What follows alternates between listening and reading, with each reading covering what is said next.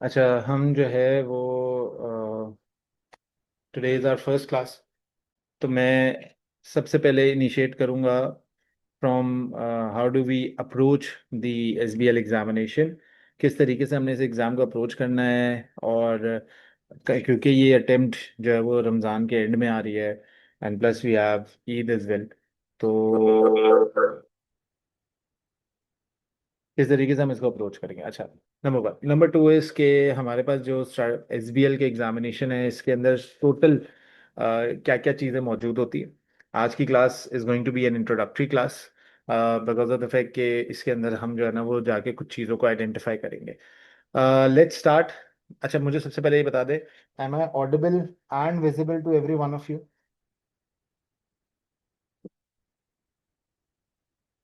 M I audible and visible to every one?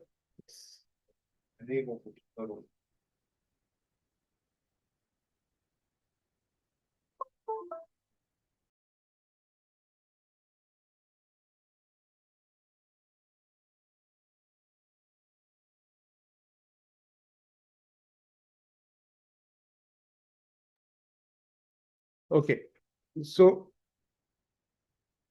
Let's just quickly start. यार ये projector on कर।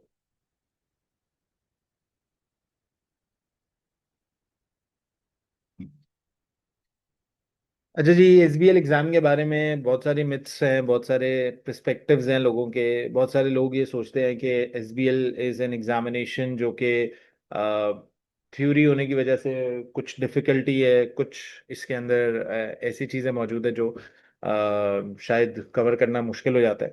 So let me just first introduce my self. भाई, मैं इस exam को सितंबर 2018 से पढ़ा रहा हूँ, ठीक है। And because of the fact कि मैं सितंबर 2018 से पढ़ा रहा हूँ, तो इस एग्जामिनेशन को राइट फ्रॉम द इनिशिएशन, यानी जब से हमने स्टार्ट किया ना, उस वक्त से मैं इसको देख रहा हूँ। I have been associated with तमानी सिंस वे टू लॉन्ग। मैं 2020 से तमानी से एसोसिएटेड हूँ। उसके अलावा जो है वो मैं एक कॉर्पोरेट सेक्टर से भी कनेक्टेड हूँ, और उस कॉर्पोरेट सेक्टर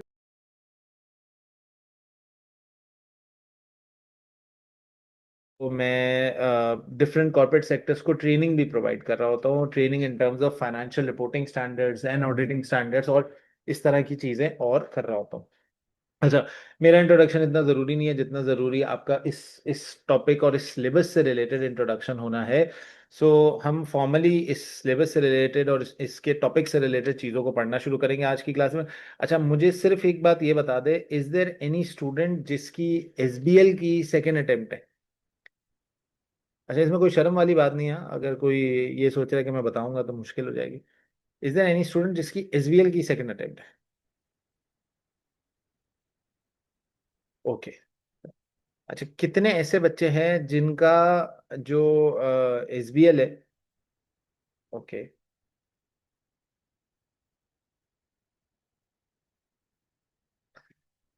वो लास्ट पेपर है। कितने ऐसे स्टूडेंट्स हैं जिनका SBL is the last exam? जबरदस्त।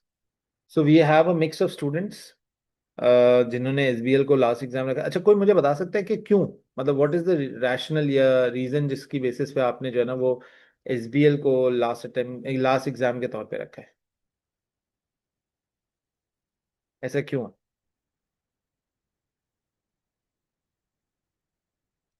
Different from other papers, okay. और कोई रीजन?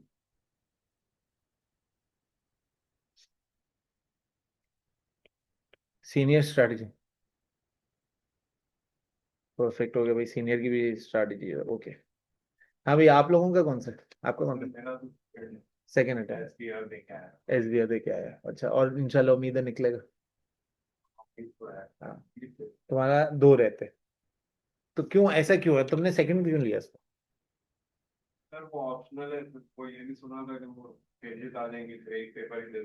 ये बात तो सही है। यार, मेरे हिसाब से भी अप्रोच आपकी यही होनी चाहिए कि सबसे पहले आप एसबीआर और एसबीएल को करें। बिकॉज एसबीआर एंड एसबीएल करने की वजह से आगे 2027 में आने वाली जो भी चेंजेस होंगी उसको जैसे ही आप देखेंगे, तो वो अल्टीमेटली हो सकता है आपके लिए बेनिफिशियल हो जाए, number one. Number two is के क्योंकि ये एसबीएल का एग्जाम एक थ्योरी बेस्ड एग्जाम है, तो मैं हमेशा ये कहता हूँ कि यार थ्योरी बेस्ड एग्जाम को जल्दी निकालने में फायदा है। अच्छा, right from this day one मैं आपको ये बता दूं कि एसबीएल की एग्जामिनेशन की मेथोडोलॉजी कंपैरेटिवली दूसरे एग्जाम्स के मुकाबले में थोड़ी सी डिफरेंट है। जैसे आप एफआर के एग्जाम में बैठते हैं, आप एसबीआर के एग्जाम में बैठते हैं, आप टेक्स के एग्जाम में, आप ईटीएक्स के एग्जाम में बैठते हैं, आपको पता है एक अप्रोच है, रूल बेस्ड अप्रोच। आपको पता है एक फॉर्मूला है जिसके तहत वो एग्जाम हो जाते हैं। यानी अगर उसने 2+2 पूछेगा तो वो आपको 4 का आंसर मिल जाएगा। तो इसका मतलब है there is a formula behind the other papers. SBL एक प्योर इंग्लिश बेस्ड एग्जाम है, ठीक है। अब क्योंकि स्ट्रैटेजिक बिजनेस लीडरशिप एक प्योर इंग्लिश बेस्ड एग्जाम है, तो मैं मतलब बहुत सारे स्टूडेंट्स ये समझते हैं कि इसके अंदर आपकी इंग्लिश अच्छी होना जरूरी है। नो डाउट इंग्लिश अच्छी होना किसी भी पेपर के लिए जरूरी है, लेकिन सिर्फ इंग्लिश अच्छी होना जरूरी नहीं है, आपका क्रिएटिव माइंडसेट होना बहुत जरूरी है। If you are creative in the sense that you know what you are writing, in the sense that आपको अंदाजा है कि आप किस तरीके से इस पूरे सिनेरियो को किल आउट करेंगे, इसमें से चीजों को निकाल पाएंगे, तब जाके आप अपने एसबीएल के एग्जाम को पास कर सकते हैं। सो एसबीएल के एग्जामिनेशन को कवर करने के लिए मेरी हमेशा से स्टूडेंट से भी और बाकी लोगों को भी मैं हमेशा ये अप्रोच कहता हूँ कि आपने कोशिश ये करनी है कि आपने एग्जाम को कंप्लीट करना है। अच्छा, एग्जाम कंप्लीट करने की बात तो आगे आगे की है, but for the time being आज डे 1 से अपने दिमाग में ये बात बिठा लो that you have to complete this examination. Until and unless you don't complete this exam, you will not be in a position to pass this examination. तो जब तक आपकी कंप्लीशन नहीं होती उस वक्त तक आपका पासिंग नहीं हो सकता। आपको 100% इस पेपर को कंप्लीट करके आना, ठीक है। कोई बच्चा अगर ये सोचता है कि यार मैंने तो एसबीआर 80% किया था और मैं पास हो गया, एफआर 80% किया था मैं पास हो गया, टेक्स 85% किया था मैं पास हो गया, पॉसिबल है उसके अंदर। क्यों? क्योंकि वो एक प्रैक्टिकल लॉ बेस्ड एग्जाम है, आईएफआरएस ओरिएंटेड एग्जाम है, उसके अंदर ये चीज हो सकती है, बहुत आसानी से हो सकती है। आपका आंसर सही आएगा, आपको 100% मार्क्स मिलेंगे। थ्योरी बेस्ड एग्जाम में आपको अगर याद हो कि बचपन में when you were in class 5 comprehension का एग्जाम हुआ करता था, तो मिस कहती थी कि कॉम्प्रिहेंशन के एग्जाम में कभी पूरे मार्क्स नहीं मिलते। और ये बात रियलिटी है कि कॉम्प्रिहेंशन के एग्जाम में आप एग्जामिनेशन हॉल से बाहर भी निकलेंगे ना, लास्ट टाइम 80 मार्क्स अटेम्प्ट किए थे, 49 आए, तो देखे ना, अगर आप 100 कर लेती तो 51 आ जाते, है ना। तो मेरी अगेन ये एडवाइस है सबको कि एग्जामिनेशन को फुली अटेम्प्ट करना, एग्जामिनेशन को फुली अटेम्प्ट करना इज द ओनली की टू सक्सेस। अगर आप एग्जाम को फुली अटेम्प्ट नहीं करते, this can go wrong in your scenario, number 1। Number 2, sir इस एग्जाम की थोड़ी सी हिस्ट्री समझते हैं कि ये एग्जाम शुरू कैसे हुआ था और इसमें क्या क्या मामला है जो आपसे पूछे जा सकते हैं। देखिए, इस एग्जामिनेशन से पहले दुनिया के अंदर एक एसीसी की तरफ से एग्जाम होता था P1 + P3। मैं सब कुछ आज ड्रिल डाउन करूं, क्या अप्रोच रखेंगे, क्योंकि अभी ईद से पहले हमारे पास इस वक्त अभी जो है ना वो बच्चों की एडमिशन चल रहा है, तो हम कोशिश करेंगे कि स्लोली एंड ग्रेजुअली इसको आगे बढ़ाएंगे। P1 and P3 आपका ये पुराने स्ट्रक्चर में हुआ करते थे। इन्होंने क्या किया, इन दोनों एग्जामिनेशंस को एंड किया और इन्होंने इस P1 को, अच्छा ये फाइल आपको मिल जाएगी, तो अभी आप बस कंसंट्रेट कर सकते हैं इसमें। P1 का around 25%, I am not saying कि 110% 25% ही था, थोड़ा बहुत ऊपर नीचे हो सकता है। एंड P3 का 75% पोर्शन को पिक किया और उन्होंने क्या किया कि इसको मिलाकर, यानी 25% of P1 and 75% of P3 को मिलाकर एक एग्जामिनेशन बनाया जिसको इन्होंने नाम दिया स्ट्रैटेजिक बिजनेस लीडर। अच्छा, ये एसबीएल का जो एग्जाम है ना, ये भी अब दुनिया के 2-3 हिस्से देख चुका है। ये जो एसबीएल का एग्जाम है ये भी 2 मर्तबा चेंज हो चुका है, बट मैं आपको हिस्ट्री बता रहा हूँ। सितंबर 2018 में इस एग्जामिनेशन को पहली मर्तबा इंट्रोड्यूस किया गया। जब इस एग्जाम को पहली मर्तबा इंट्रोड्यूस किया गया तो this examination was considered to be a revolutionary exam. क्यों? ये टोटली पुराने जितने एग्जामिनेशन है उनके मुकाबले में डिफरेंट किस्म का एग्जाम समझा जाता था। So this is a revolutionary exam. Why? इसके अंदर एक रिवोल्यूशन आया था, ये एक प्योर थ्योरी बेस्ड एग्जाम था। अच्छा, अब इस एग्जामिनेशन का ओल्ड स्ट्रक्चर आपको पता होना जरूरी नहीं है, बट आपको अंदाजा होना चाहिए कि जो अभी करंट स्ट्रक्चर है इस एग्जाम का, उसको करंटली ऐसा क्यों बनाया गया। until unless you do not get how this old structure was formulated, आपको समझ नहीं आएगी। तो sir old structure of this exam जो था ना, वो बेसिकली एक 4 hours and 15 minutes का एग्जाम था। It was a 4 hours and 15 minutes exam. मैं हमेशा ये कहता हूँ कि यार ये जो 4 hours and 15 minute का एग्जाम है ना, it was not actually the test of knowledge. मतलब आई एम नॉट सेइंग कि it was not test of knowledge, it was test of knowledge, but along with the test of knowledge इस exam के अंदर test of nerves था। Test of nerve समझते हैं? यानी आप सोचे कि आप कंप्यूटर स्क्रीन के सामने एक एग्जामिनेशन एनवायरनमेंट में 4 घंटे 15 मिनट बैठने जा रहे थे। 4 hours and 15 minutes is a hell lot of time to attempt a particular examination, that too in front of a computer screen जिसमें आपने टाइप करना। हिस्टोरिकली इस 4 hours and 15 minute के एग्जाम से पहले कुछ भी इशू नहीं होता था। मतलब कोई एसीसी की तरफ से हमें डॉक्यूमेंट वगैरह इस एग्जाम के लिए नहीं दी जाती थी, और हमें ये बोला जाता था कि आप एग्जाम में जाएंगे और एग्जाम के अंदर पहली मर्तबा एग्जाम को देखेंगे और उसको अटेम्प्ट करेंगे। इस 4 hour and 15 minute के एग्जाम को हम इस तरीके से लेके चलते थे that we used to divide it in two different parts. 1 hour for reading time होता था हमारा, and 3 hours and 15 minutes for writing time। तो इस तरीके से हम फॉर्मुलेट करते हैं। लेकिन सर एसीसीए को आहिस्ता आहिस्ता इस बात का ख्याल आया कि यार इस एग्जामिनेशन स्ट्रक्चर को हमें चेंज करने की जरूरत है। And when they decided that we need to change this examination structure, तो अब इसका मॉडर्न एग्जामिनेशन स्ट्रक्चर दुनिया में आ चुका है। And now we have a new structure of this exam. New structure is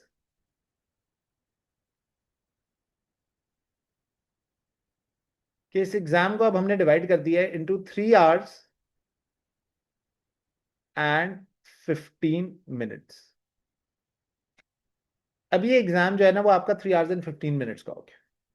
अच्छा, मजे की चीज ये है कि हिस्ट्री से मैं आज तक, यानी चाहे आप सितंबर 2018 उठा लें या आप दिसंबर 2025 उठा लें, आप कोई भी एग्जामिनेशन उठा लें, हिस्ट्री में आज तक इसका रिजल्ट 49 से नीचे नहीं गया। और 51% या 52%, आई वुड प्रिसाइजली से एक दफा गया है 51 से, 52% से ऊपर नहीं गया। तो इसका इसका जो रिजल्ट है वो इस एम्बिट के दरमियान रहता है, which is a very promising result. अगर आप देखा जाए तो ईसीसी के दूसरे पेपर्स का रिजल्ट 30, 35, 40% भी होता है, 45% भी होता है। It's a very good result के 49 से 51% के दरमियान ये रिजल्ट रहा है हमेशा से। अच्छा, अब मेरी आपको ना एक एडवाइस है, और इस एडवाइस को जरा गौर से सुनना आप सबने। बेटा, मैंने आपको पहली पहली चीज क्या बताई थी? That this is a pure English basic exam. बताया था नहीं बताया था? अच्छा, टेल मी वन थिंग, ये जो आप रिजल्ट देख रहे हैं 49 से 52%, is it a good result और अ बैड रिजल्ट? मुझे बस ये बताएं पहले तो। मतलब आपको क्या लगता है एसीसीए के अंदर, is it a good result और अ बैड रिजल्ट? जी। एवरेज? यार मेरे हिसाब से तो ये अच्छा रिजल्ट है, ये बहुत अच्छा रिजल्ट है। It's a very good result. But मैं तुम्हें आपको आज एक मिसाल देता हूँ। देखिए, दुनिया के अंदर ना, मैं खुद पाकिस्तान से बाहर कॉर्पोरेट ट्रेनिंग कराता हूँ ना, तो हम लोग रिपोर्टिंग स्टैंडर्ड पे बड़े मशहूर हैं। पाकिस्तानी ना रिपोर्टिंग स्टैंडर्ड्स में बड़े मशहूर है, Pakistani, Indian, Bangladeshi, we are very good in reporting standard. But हम लोग अंग्रेजी में मार खाते हैं। यार ये जो रिजल्ट है ना, ये result global result, global result होने की वजह से, ग्लोबल रिजल्ट होने की वजह से आप इस रिजल्ट के कर दे दो हिस्से, और दो हिस्सों में से आप इस रिजल्ट में एक मेजर कंट्रीब्यूशन उनका कर दे जिनकी मदर टंग इंग्लिश है। देखें, यहां सारा गेम है सेंटेंस को स्ट्रक्चर कैसे किया जाएगा। यहाँ सारा गेम है how are you going to explain in your own words what situation is right now happening in this industry and this company. So the problem is that because of the fact that there are students जिनकी mother tongue ही English है, तो sir आप उनको इस exam में ज्यादा privilege दे रहे हो, या इस पूरे एग्जामिनेशन के अंदर जो मेजर कंट्रीब्यूशन है वो ये लोग कर रहे हो। ठीक है, मैं ये नहीं कह रहा कि ऐसा नहीं है, लेकिन हम लोग जो है जिनकी मदर टंग इंग्लिश नहीं है, उनके लिए इस एग्जामिनेशन के अंदर थोड़ा सा ये जो रिजल्ट की डिपिक्शन है ना, थोड़ी सी डिफ्रेंशिएटेड है। यानी जिनके हम लोग जैसे उर्दू इंग्लिश वाले या उर्दू या हिंदी वाले लोग हैं, हमारा प्रॉब्लम ये है that we do not speak English at our home, जिसकी वजह से हमें सेंटेंस स्ट्रक्चरिंग में टाइम लगता है। बट सरप्राइजिंग एलिमेंट ये है कि इन्हीं बैचेस का, जिनके अंदर हम लोगों ने मोर देन 100 स्टूडेंट्स भी पढ़ाए हुए हैं, इन्हीं बैचेस का रिजल्ट 70% भी गया है। यानी मेरे अपने बैचेस का रिजल्ट 70% भी गया है। The only reason why we are able to beat the result of those individuals who are taking these classes in English is because हम प्रैक्टिस पे बहुत बिलीव करते हैं। आपकी इंग्लिश अच्छी है, नहीं है, आपको सिर्फ एक छोटा सा काम करना है, आपने मेरे साथ कनेक्ट होकर प्रैक्टिस करनी है। देखिए, मैं आपको एक शुरू में ही ना एक बात कहता हूँ, और मैं हमेशा से हर बैच के स्टार्ट में ना ये बात जरूर कहता हूँ कि देखिए, आज आप ये मेरी क्लास ले रहे हैं, आप मुझ पे मोर देन 150,000 तक का भरोसा कर रहे हैं। अगर मैं देखा जाए तो 1.5 लाख पाकिस्तानी रुपीज का भरोसा कर, तो यार ये जो 1.5 लाख पाकिस्तानी रुपीज है ना, इसमें आपने मुझे भी लाइबल करना है कि सर, मैं प्रैक्टिस करने को तैयार हूं, मैं प्रैक्टिस क्वेश्चंस करूंगा, मैं पास पेपर सॉल्व करूंगा, आप चेक करके देंगे मुझे। मेरे इस बैच का जो आइसिंग ऑन द केक है ना, वो सिर्फ और सिर्फ क्या है कि आपको चेकिंग करके मिलेगा मामला। अगर आप चेक करके आपको कुछ नहीं प्रोवाइड किया जाएगा तो this can go wrong. Clear होती है?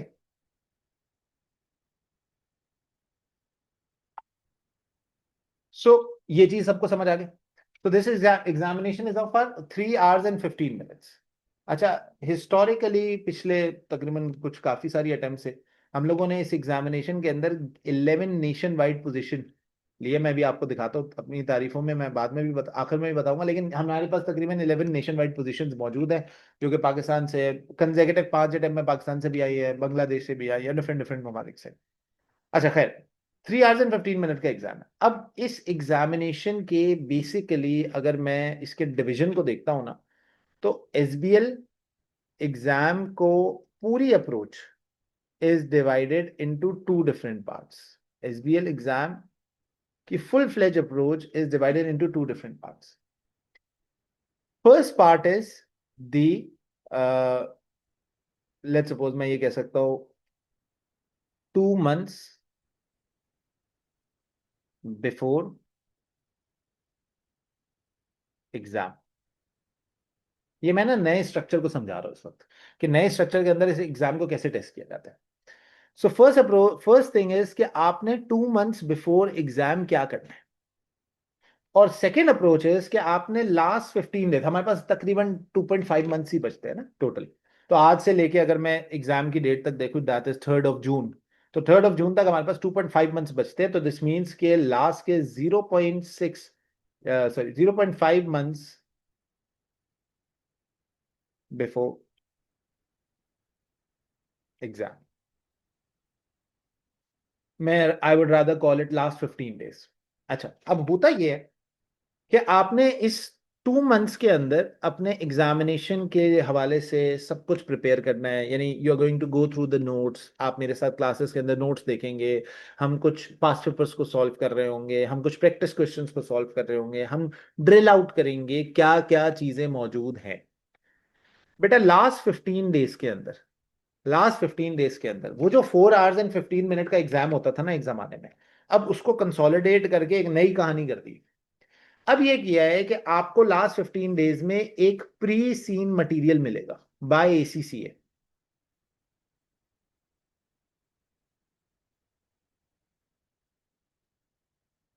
आपको एक प्री सीन मटेरियल मिलेगा बाय एसीसीए, और ये जो प्री सीन मटेरियल होगा, ये प्री सीन मटेरियल के अंदर 2 किस्म की इंफॉर्मेशन मौजूद होगी। इस प्री सीन मटेरियल के अंदर 2 किस्म की इंफॉर्मेशन मौजूद होगी। एक आपको इंडस्ट्री के बारे में बताया हुआ होगा,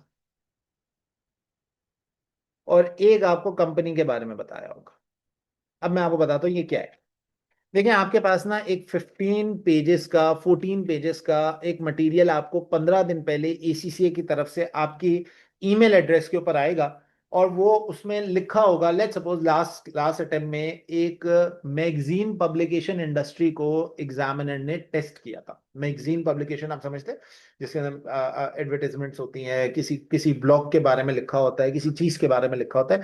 मैगजीन पब्लिकेशन इंडस्ट्री, उससे पहले आपके पास ऑटोमोबाइल इंडस्ट्री पे टेस्ट हो चुका है, उससे पहले आपके पास हिस्टोरिक प्लेसेस की रिस्टोरेशन इंडस्ट्री के ऊपर टेस्ट हो चुका है, फुटबॉल लीग्स के ऊपर टेस्ट हो चुका है, आपके पास जो है वो स्पोर्ट्स पे टेस्ट हो चुका है, आपके पास डिफरेंट डिफरेंट इंडस्ट्रीज के ऊपर आपका एग्जामिनर आपके आपके एरिया को टेस्ट कर रहे हैं। सो सबसे पहले तो आपको इस 15 डेज बिफोर द एग्जामिनेशन में जो पेजेस मिलेंगे, जो एसीसीए की तरफ से एक प्री सीन मटेरियल मिलेगा, उसके अंदर टोटल 12 से 15 पेजेस होंगे। मैं भी आपको दिखाऊंगा। और वो जो 12 से 15 पेजेस उसके अंदर मौजूद होंगे, उस 12 से 15 पेजेस के अंदर आपके पास जो है वो कुछ इंडस्ट्री की इंफॉर्मेशन होगी। For example magazine publication industry से रिलेटेड वो हो सकता है आपको रिस्क बता रहा हो, वो हो सकता है आपको स्टेक होल्डर्स के बारे में बता रहा हो, वो हो सकता है आपको इंडस्ट्री के फाइनेंशियल्स के बारे में बता रहा हूँ, नॉर्म्स के बारे में बता रहा हूँ, इंडस्ट्री कैसे ऑपरेट करती है बता रहा हूँ। इस तरह की चीजें वो आपको आइडेंटिफाई कर रहा होगा। और फिर उसके बाद जिस कंपनी से रिलेटेड आपसे सवाल किया जाएगा, वो सवाल वो चीज आपसे उस इंफॉर्मेशन को 15 पेजेस के अंदर कंसोलिडेट करके आपको प्रोवाइड की जाएगी। क्या यहां तक सबको सारी बात समझ आती है? सबसे पहले मैं आहिस्ता आहिस्ता चीजों को लेके चलूंगा, हम आहिस्ता आहिस्ता आगे चलेंगे इसको लेके। मुझे जरा ऑनलाइन वाले भी बता दे, सब बच्चे बता दे कि यहां तक सबको सब बातें क्लियर हैं। बेहतरीन हो गया। अच्छा, अब जब मैंने आपको ये एरिया बता दिया, तो सर एक काम करें ना, जरा हमें पहले प्री सीन दिखा दे। जैसे ही मैं आपको प्री सीन दिखा देता हूँ ना, तो मैं आपको ये वाला साइड पूरा कवर करवा पाऊंगा। सो लेट्स सी कि हमारे पास प्री सीन के अंदर क्या इंफॉर्मेशन दी जाती है, ताकि आपको क्लैरिटी आ जाए।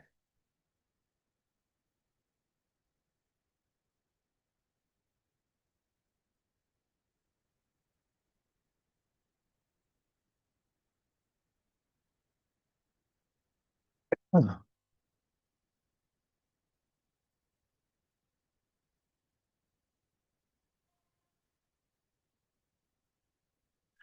अब देखिए,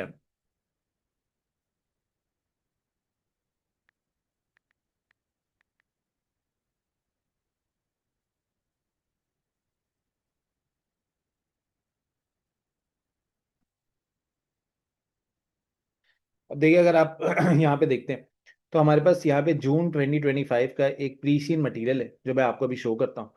आपको ये अंदाजा हो जाएगा कि देखिए प्री सीन के अंदर वो क्या क्या इन्फॉर्मेशन देता है। थोड़ा सा वो फाइनेंशियल इन्फॉर्मेशन प्रोवाइड करता है, थोड़ी सी वो इंडस्ट्री रिलेटेड इन्फॉर्मेशन प्रोवाइड करता है, और थोड़ी सी वो जो है वो कंपनी रिलेटेड इन्फॉर्मेशन प्रोवाइड करता है। ये बेटा जून 2025 के लिए एप्लीकेबल था, ठीक है। ऑल्दो 1 साल पुरानी ये बात है, लेकिन आप इसको आपके लिए रेलिवेंट है, क्योंकि अभी हम आपको सिर्फ मैं समझाने जा रहा हूँ। सो देखिए, ये जो प्री सीन है, ये 15 दिन पहले आपके पास आपके प्लेटफॉर्म्स पे अवेलेबल हो जाएगा। Number one. Number two is, देखिए इस पीसी के अंदर अगर आप देखें तो शू मैन्युफैक्चरिंग इंडस्ट्री, इसने आपको बताया है। सबसे पहले तो इंट्रोडक्शन दे दिया इसने आपको, फिर इसने आपको बताया कि shoe manufacturing and retailing industry कैसे ऑपरेट होती है लूकलैंड के अंदर। और ये लूकलैंड के अंदर शू मैन्युफैक्चरिंग और रिटेलिंग इंडस्ट्री किस तरह चलती है। आप देखें, मैंने आपको बताया था देर आर टोटल 12 पेजेस, और ये 12 पेजेस का ही आपके पास 12 to 15 पेजेस के दरमियान ये मामला रहता है। सो शू इंडस्ट्रीज की अंदर ओवरव्यू दिया जाता है, प्रोडक्शन दी हुई है, मार्केट स्ट्रक्चर, चैनल, सेल्स वगैरह। मैं अगर आपको थोड़ा सा दिखा सकूं, मैं पढ़ नहीं रहा लेकिन मैं am just showing it to you. तो ये देखिए, ये शू मैन्युफैक्चरिंग और प्रोसेसिंग इंडस्ट्री से रिलेटेड आपको यहाँ पर कुछ मैन्युफैक्चरर्स के बारे में बताया हुआ है, प्रोडक्शन मेथड्स के बारे में, सेल्स डिस्ट्रीब्यूशन चैनल्स के बारे में। अगर आपने ओबीयू किया हुआ है किसी बच्चे ने, तो इस तरह की चीजें आपको ऑलरेडी नजर आ रही होंगी, मतलब आपको पता होंगी कि ओबीयू के अंदर इस तरह की चीजें दी जाती है। फिर उसके बाद ये देखिए, यहाँ से ना वो आपको कंपनी के बारे में बताना शुरू करेगा। डेरिन शूज की जो कंपनी है ना, उससे रिलेटेड इसने आपको यहाँ से बताना शुरू किया है। और ये इसके डायरेक्टर्स के बारे में, इसकी स्ट्रक्चर्स, बोर्ड स्ट्रक्चर के बारे में, स्टेक होल्डर्स के बारे में, the people who are involved in this industry, डेरिन शूज का मैन्युफैक्चरिंग प्रोसेस कैसे चलता है, आपके पास इंडस्ट्री का साइज क्या है, कुछ फाइनेंशियल इंफॉर्मेशन, कुछ रिस्क ओरिएंटेड इंफॉर्मेशन। ये सारी की सारी इंफॉर्मेशन आपको प्रोवाइड की जाती है बाय द एग्जामिनर, और ये इंफॉर्मेशन की बेसिस पे आप जो है वो कुछ चीजों को ड्रिल आउट करते हैं। अच्छा, अब जरा इसको और बेहतर तरीके से समझो। देखो, जब ये लास्ट 15 डेज वाली, मैं इस पूरे सिलेबस या पूरे हमारे सेशन के ना दो हिस्से कर रहा हूँ। 15 डेज से पहले वाला हिस्सा हमारा अलग हो गया, 15 डेज के बाद वाला पोर्शन हमारा अलग हो गया। ये जो लास्ट 15 डेज है ना, इसके अंदर सबसे पहले मैं आपको बताता हूँ हम आखिर में क्या करेंगे, ताकि हमें शुरू वाली चीज उससे कनेक्ट हो। यानी मैं ना एक क्रोनोलॉजिकल ऑर्डर में आपको बताऊंगा कि what we are going to do in the last 15 days, so that I can connect you that what we will be doing in the first 2 months of this, ये पूरे का पूरा सिलेबस एरिया। सो हम क्या करेंगे, जैसे ये लास्ट 15 डेज में हमारे पास प्री सीन आएगा तो हम एक वर्कशॉप अनाउंस करेंगे। अच्छा, वो वर्कशॉप आपके इस पैकेज में इंक्लूडेड है, जो फुल कोर्स ले रहे हैं आपको, और कुछ नहीं, बस यही जो अमाउंट आपने पे करना है वो करना है, और उसके बाद आपके पास सारी चीजें ये एक्सेस मौजूद होगा। सर, इस वर्कशॉप के अंदर हमारे पास सबसे पहले हम इस प्री सीन को पढ़ते हैं।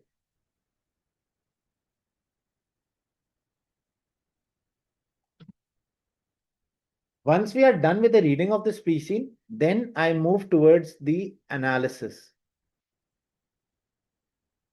of pre scene. अच्छा, अब ये एनालिसिस में क्या होता है? देखो, आपको जो भी सिलेबस का एरिया पढ़ाया होगा ना, आपको पूरे 2 महीने में जब मैं पूरा सिलेबस पढ़ा दूंगा, तो अब आपको होगा कि लास्ट के दिनों में सर हम इसको रिवाइज कैसे करें। तो मैं आपको ना एक प्री सीन एनालिसिस के हवाले से एक हैंडआउट दूंगा। और ये जो analysis of the pre seen होगा ना, ये प्री सीन का एनालिसिस उस कंपनी से सारे टॉपिक्स को कनेक्ट करेगा जो हमारे सिलेबस में टेस्ट हो रहे हैं। यानी मिसाल के तौर पे अगर हमारे सिलेबस में 20 टॉपिक टेस्ट हो रहे हैं, और जो इंडस्ट्री उसने हमें दी है वो शू इंडस्ट्री है, तो वो 20 के 20 टॉपिक मैं उस शू इंडस्ट्री से कनेक्ट करके उसके ऊपर एक एनालिसिस बना के दूंगा, जो 40-42 पेजेस का होगा, 40 to 42 पेजेस का वो एनालिसिस आपको प्रोवाइड किया जाएगा। उस एनालिसिस के अंदर सारा का सारा सिलेबस का पुराना एरिया हम कनेक्ट करेंगे। क्या यहां तक समझ आ रही है बात? फिर इस एनालिसिस के बाद मेरी आदत है मॉक एग्जाम्स को इंकरेज करना। इस प्री सीन के ऊपर जो आपकी अटेम्प्ट में टेस्ट होने वाला है, इसके ऊपर मैं आपसे 2 मॉक एग्जाम्स लूंगा। 2 मॉक ऑन प्री सीन। मैं आपसे 2 मॉक एग्जाम लूंगा on this specific pre seen. और क्योंकि मैं इन 2 मॉक एग्जाम लूंगा on this specific pre seen, तो इन 2 मॉक एग्जाम्स के ऊपर आपको मार्क्स मिलेंगे। आपको आइडेंटिफाई होगा many students who secured 60+ marks, there many students who secured 70+ marks. तो मैं आपको इन 2 मॉक एग्जाम्स के ऊपर प्रॉपर मार्किंग करके प्रोवाइड करूंगा। Every single student is going to attempt these 2 mock exams. यहां तक बात समझ आती है? इस वर्कशॉप के अंदर हम approximately 4 to 5 SBL past papers भी सॉल्व कर रहे होंगे। इस वर्कशॉप का टोटल ड्यूरेशन होता है अराउंड 40 आवर्स। ये आपके आपके पूरे कंप्लीट पैकेज में इंक्लूडेड है। अगर आप अभी स्टार्ट करते हैं तो everything is included in your package. तो ये सबसे पहले तो हमारा लास्ट 15 डेज का कोर्स ऑफ एक्शन होगा। अब सर, लास्ट 15 डेज के तो कोर्स ऑफ एक्शन तब होगा जब हमारे 2 महीने अच्छे होंगे। अब देखो, 2 महीने को अच्छा करने के लिए हमें इस बात को समझना है that your SBL exam is actually divided into two different parts। देखिए, ये तो दो डिफरेंट स्ट्रक्चर थे, दो डिफरेंट अप्रोचेस थी, दो तरीका टाइम यूटिलाइजेशन अप्रोचेस थी। जो मैं ऊपर आपको बताया था ना कि 2 महीने ये करना और लास्ट के 15 डेज ये करना है, ये टाइम यूटिलाइजेशन अप्रोच थी कि सर हम इसके टाइम को कैसे यूटिलाइज करेंगे। अब मेरा सवाल ये है कि सर, ये जो एसबीएल का एग्जाम है, इसको हम किस तरीके से, when we are sitting in the examination, तो उसको हम किस तरीके से अप्रोच करेंगे, या एग्जाम के अंदर इसको कैसे लिखना है, या एग्जाम में उसने हमसे क्या सवालात पूछ सकता है। सो एसबीएल का एग्जाम बेसिकली डिवाइडेड है into two different parts. The first part of this exam is the technical part.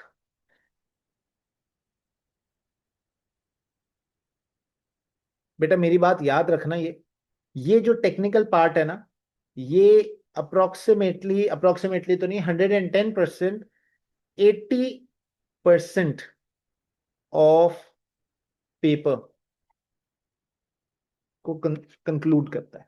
यानी आपका जो 80% एग्जाम है ना, वो इस टेक्निकल पार्ट से आएगा। इस टेक्निकल पार्ट्स में टॉपिक्स इंक्लूडेड है, जो टॉपिक्स मैं आपको पढ़ाऊंगा। ये जो टेक्निकल पार्ट है, दीज आर द टॉपिक्स। अच्छा, अब देखो, मैंने आपको डे वन पे अभी स्टार्ट में एक बात बोली कि एसबीएल के एग्जामिनेशन को पढ़ने के लिए it's a pure English based exam. लेकिन सर इंग्लिश लिखने के लिए हमें टूल्स भी तो चाहिए। सर ये वॉवेल्स थोड़ी है कि बस मुझे पता है ए आई ओ यू लिख दूंगा और मेरा काम हो जाएगा। ये वॉवेल्स नहीं है सर, ये इंग्लिश के एबीसीडी नहीं है। सर यहाँ पे हमें एग्जामिनर एक सिचुएशन देगा और एग्जामिनर आपसे कहेगा कि आप इस सिचुएशन को हमें एक्सप्लेन करो। You are the leader of the company and you have to explain us this situation. तो सर मैं कैसे एक्सप्लेन करूंगा? So I need certain amount of models, I need to rote learn. मेरी बात को याद रखना, मैं जो बोल रहा हूँ उसको एक एक बहुत बहुत आराम से बोल रहा हूँ। I need to rote learn certain models. I need to rote learn the headings of those models and I need to be conceptually clear कि उन मॉडल्स में क्या क्या पूछा जा रहा है। जो मॉडल्स इस टेक्निकल पार्ट में टेस्ट होंगे that is 80% of your paper, जिसके अंदर आपके सिलेबस का कंटेंट टेस्ट होने जा रहा है।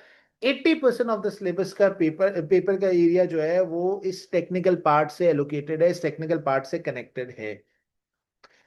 लेकिन ये टेक्निकल पार्ट आपको रिमेनिंग 20% एरिया को सॉल्व या समझे बगैर नहीं मिल सकते।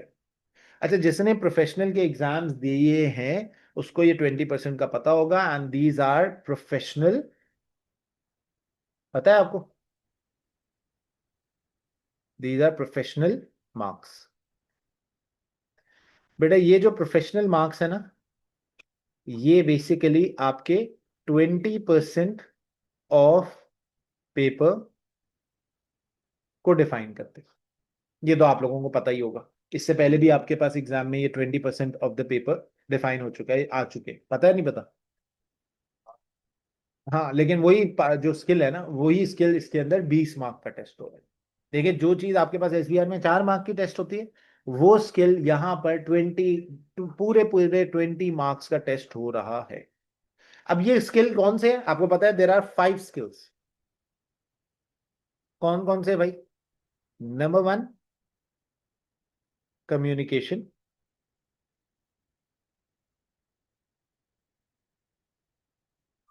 Number 2, analysis. Number 3, evaluation. Number 4 is skepticism.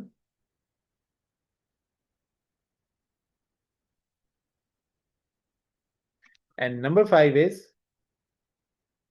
commercial acumen.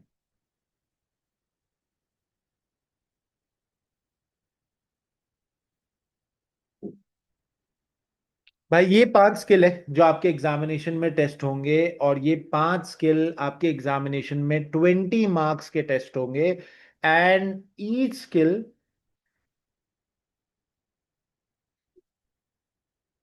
will be tested once of 4 marks each. अगर आप 4 को 5 से मल्टीप्लाई करो तो 4 5 20। तो हर स्किल 4 मार्क का टेस्ट, हर स्किल 4 मार्क का टेस्ट होगा। और हर स्किल जब 4 मार्क का टेस्ट होगा तो इसका मतलब है 5 स्किल है, पांचों स्किल लाजमी लाजमी जरूरी है एग्जाम में कि पांचों के पांचों स्किल टेस्ट हो रहे होंगे। एंड पांचों स्किल एक मर्तबा टेस्ट होगा। यानी कम्युनिकेशन अगर एक क्वेश्चन में टेस्ट हो गया तो एनालिसिस, कम्युनिकेशन दूसरे क्वेश्चन में उसी अटेम्प्ट में टेस्ट नहीं होगा। एनालिसिस टेस्ट होगा, एवेल्युएशन टेस्ट होगा, सारे स्किल टेस्ट होंगे एक एक मर्तबा। और 20 मार्क्स के ये स्किल टेस्ट हो रहे होते हैं, और 20 मार्क्स के जो स्किल टेस्ट है ये 4 मार्क्स ईच है। इसका मतलब है कि ये वो वाहिद एग्जाम है जिसके अंदर you have to practice a lot, because of the fact that these 5 skills can not be learn if you are not practicing before going into the examination. हर वो बच्चा जो इसको प्रैक्टिस प्लेटफॉर्म पे इन स्किल्स को टेस्ट नहीं करता, और ये स्किल जो है ना आइसोलेशन में टेस्ट नहीं हो सकता। यानी मैं आपको कोई ऐसा हार्ड एंड फास्ट रूल नहीं बता सकता कि बेटा आप ये याद कर लो तो आपको एक्यूमेन आ जाएगा, आप ये कर लो तो आपको कमर्शियल एक्यूमेन आ जाएगा, आपको स्केप्टिसिज्म समझ आ जाएगा, आपको कम्युनिकेशन पता चल जाएगा, आपको वैल्यूएशन या आपको एनालिसिस पता चल जाएगा। इस स्किल को सीखने के लिए आपको मेरे साथ साथ प्रैक्टिस करनी होगी। हर स्किल के बारे में मैं बताऊंगा कि देखो ये चीज जो मैं लिख रहा हूँ, ये चीज आपकी कम्युनिकेशन स्किल की वजह से आ रही है। यहाँ पे इसने एनालिसिस पूछा है तो देखो मैं कैसे एनालाइज कर रहा हूँ, देखो यहाँ पे इवैल्यूएशन पूछा है तो मैं कैसे इवैल्यूएट कर रहा हूँ, कैसे स्केप्टिसिज्म एप्लीकेबल होगा और कैसे कमर्शियल एक्यूमेन एप्लीकेबल होगा। अच्छा, अब इस प्रोफेशनल मार्क्स में मैं स्किल पे आ रहा हूँ, दोबारा आ रहा हूँ, लेकिन अभी जरा मैं आपको एक चीज और बताना चाह रहा हूँ। सर इन इस प्रोफेशनल एग्जामिनेशन के अंदर ना आपसे मैं, ये मेरी अपना बनाया हुआ चीट कोड है और मुझे बड़ा इफेक्टिव लगता है, और बच्चे भी बताते हैं कि सर इससे बड़ा फायदा होता है।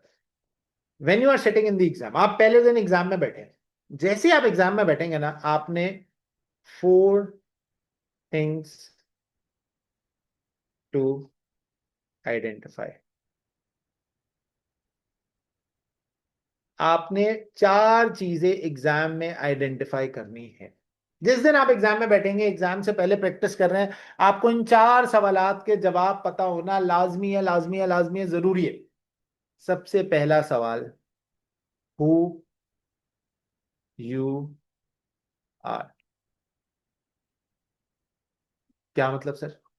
आप इस पूरे एग्जाम में, आपको एक रोल दिया जाएगा। हो सकता है एग्जामिनर आपसे बोले you are an external consultant, हो सकता है एग्जामिनर आपसे बोले you are an internal employee of the company, हो सकता है एग्जामिनर आपसे बोले you are a press agent of the company, हो सकता है एग्जामिनर आपसे बोले you are the part of board of directors of the company, हो सकता है एग्जामिनर आपसे बोले that you are working as an internal employee, as an internal consultant of the company, हो सकता है एग्जामिनर बोले आपसे that you are an internal auditor of the company, you are an external auditor of the company. इसका मतलब है कि examination के अंदर आपको एक रोल दिया जाएगा और आप उस रोल की हैट को पहनोगे सबसे पहले। यानी you are going to be someone.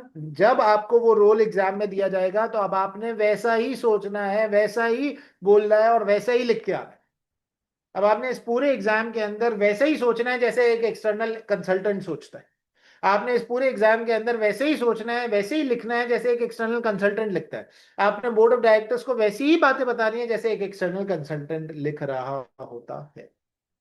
Number 1। Number 2 is, आपने अपने आप से दूसरा सवाल करना है जो कि एग्जामिनर आपको एक्सप्लिसिटली ये 4 सवाल बता रहा होगा, ऐसा नहीं होगा कि ये छुपे हुए हो, ये 4 सवाल आपको पता हो। आपने दूसरा सवाल ये करना है अपने आप से, whom are we reporting to. आप किसको लिख रहे हो, किसके लिए लिख रहे हो? You are an external consultant, write to the board of directors. You are an internal consultant of the company, write to the shareholders of the company. You are the internal board of directors of the company, write to the government agent because he is concerned about the health and safety environment within your company. You are an internal person of the belonging to the board of directors, write to the press regarding a negative publicity of your company. इसका मतलब है कि आपने सबसे पहले देखना है whom you are, फिर आपने देखा है whom you are reporting to. अगर आप एक्सटर्नल कंसल्टेंट हो सकता है वो आपसे बोले कि आप डायरेक्टर को जवाब लिख रहे हो कुछ, हो सकता है वो आपसे बोले कि आप शेयर होल्डर्स को कुछ लिख रहे हो सकता है वो आपसे बोले कि आप जो है वो कंपनी के इंटरनल एम्प्लॉइज के मोराल को डाउन हुआ है, एम्प्लॉय के मोराल को ऊपर करने के लिए कुछ लिख रहे हो, आप मोटिवेशन को बेहतर बनाने के लिए लिख रहे हो, आप प्रेस को जवाब दे रहे हो कि भाई मार्केट में हमारी कंपनी के बारे में बड़े नेगेटिव कमेंट आ रहे हैं, बहुत नेगेटिव बातें आ रही है, आप कह रहे हो कि यार मैं मार्केट में इस नेगेटिव बातों को खत्म करने के लिए लिख रहा हूं। तो इसका मतलब है there should be someone whom you are reporting to, whom you are writing to, और वो रिपोर्टिंग टू या राइटिंग टू वाली बात आपका एग्जामिनर आपको एक्सप्लिसिटली बता देगा।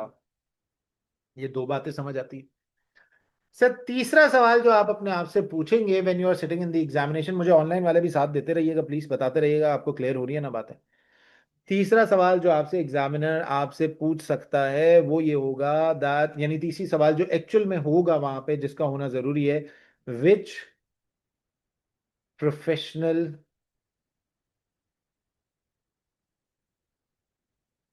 स्किल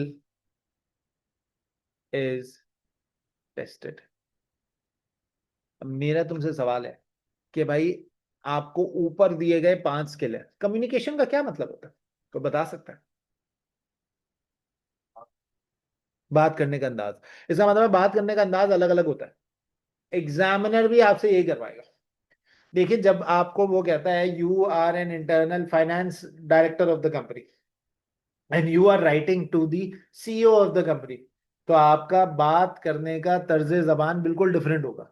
आप सबसे पहले तारीफ करोगे कंपनी की, आप सबसे पहले बटरिंग करोगे, कंपनी कितनी अच्छी है, कंपनी में कितने अच्छे मामला है, हालांकि आप लिख रहे हो कुछ नेगेटिव, लेकिन क्योंकि आप सीईओ को लिख रहे हो तो आपने सीईओ को ये बताना है कि ए सीईओ मैं तुम्हारे साथ हूं, और क्योंकि आप सीईओ मुझसे रुतबे में बेहतर हैं, बड़े हैं, आप मेरे लिए आप उस हायरार्किकल ऑर्डर में you are on the top.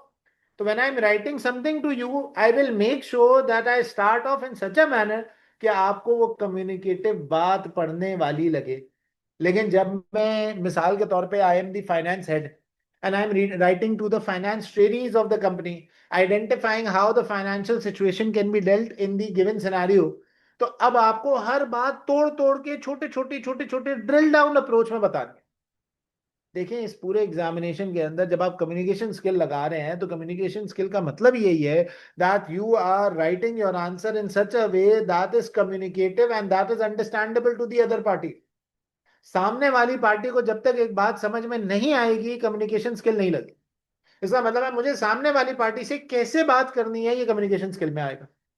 फिर एनालिसिस स्किल, मिसाल के तौर पे एग्जामिनर आपसे कहता है कि कंपनी के हालात बुरे हैं, कंपनी इस वक्त लॉस मेकिंग कंपनी बनी हुई है, कंपनी सोच रही है कि अपने प्रोडक्ट को, अपने बिजनेस को क्लोज कर दे, आप बताओ कैसे कंपनी को लेके चला जाए। तो आप कंपनी को बताओगे कि ए कंपनी, आप अपने अल्फाजों में इस सिचुएशन को डिफाइन करोगे। फॉर एग्जाम्पल आपसे कहा जाता है you are an external consultant of the company and identify how to deal with this situation and identify what is going wrong, why the company board of directors think that they are not performing well. So अब आप ये लिखोगे कि as an external consultant of the company, it seems that the board of directors have evaluated the company from internal perspective, but they also need to evaluate the company from external perspective because of the fact that the political situation is right now not in a favorable condition. This is also aggravating the losses that the company is incurring.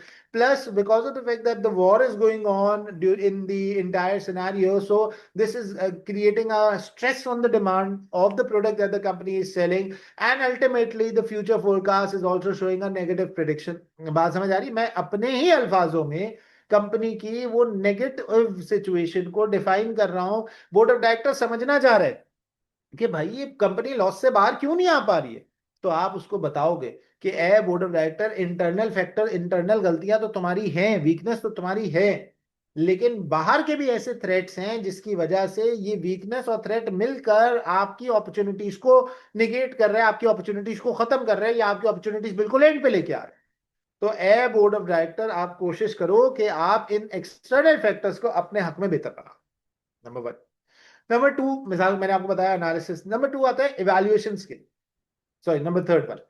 तो examiner आपसे कहता है कि भाई मैं investment proposal evaluate करना चाह रहा हूँ, और ये जो इन्वेस्टमेंट प्रपोजल मैं इवैल्यूएट करना चाह रहा हूँ, मैं ये देखना चाह रहा हूँ कि इस इन्वेस्टमेंट प्रपोजल में मुझे दो ऑप्शन मिल रहे हैं, मेरे पास 1 करोड़ रुपए है, मैं सोच रहा हूँ या तो प्रोडक्ट ए की प्रोडक्शन में लगा दूं या प्रोडक्ट बी की प्रोडक्शन में लगा लो। आपसे कहता है कि आप मुझे बताओ कि प्रोडक्ट ए में लगाओ, प्रोडक्ट बी में लगाओ। इसका मतलब है एग्जामिनर हो सकता है आपको एक मिनी फाइनेंशियल स्टेटमेंट, एक फाइनेंशियल स्टेटमेंट का एक्सट्रैक्ट दे दे, और एग्जामिनर आपसे कहे कि ए एक्सटर्नल कंसल्टेंट, मुझे ये बताओ फाइनेंशियल और नॉन फाइनेंशियल पर्सपेक्टिव से कि क्या मुझे प्रपोजल ए में पैसा लगाना चाहिए या मुझे प्रपोजल बी में पैसा लगाना चाहिए। तो आप सबसे पहले डिफाइन करोगे कि ये पैसा लगाने की चाहत डायरेक्टर्स को आई क्यों।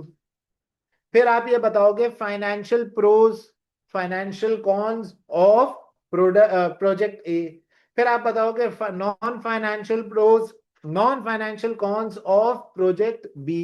फिर आप बताओ कि अपने pros and cons in terms of cultural issues in product A and product B, या project A and project B. इसका मतलब है इवैल्यूएशन स्किल में आप देखते हो वे मशीन के अंदर कौन सा प्रोजेक्ट ज्यादा सूटेबल लग रहा है, किस में इन्वेस्टमेंट करने के बारे में मुझे सोचना चाहिए है। प्रोजेक्ट ए अच्छा कि प्रोजेक्ट बी अच्छा, प्रोजेक्ट ए के प्रोज ज्यादा या प्रोजेक्ट बी के प्रोज ज्यादा। और इवैल्यूएशन स्किल में आप एंड पर जाकर कंक्लूड करोगे कि मुझे प्रोजेक्ट ए में लगाना चाहिए। मैंने जो ऊपर बातें लिखी है उस हिसाब से project A seems to be more viable as compare to project B. यहां तक सबको क्लियर हो रही है बातें? तमाम लोग मेरे साथ हैं, मुझे बताएं। Very good. अहमद के अलावा भी बाकी सारे हजरात भी। बहुत आला, बेहतरीन हो गया। फिर उसके बाद अगली बात सुने। Very good. अगली बात है स्केप्टिसिज्म। अच्छा, स्केप्टिसिज्म तो एक तो सबको पता है, दूसरा खवातीन के लिए बड़ा आसान होता है ये वाली चीज। इसको कहते हैं प्रोफेशनल शक। प्रोफेशनल शक का मतलब होता है neither to consider a person to be good, not to consider a person to be bad.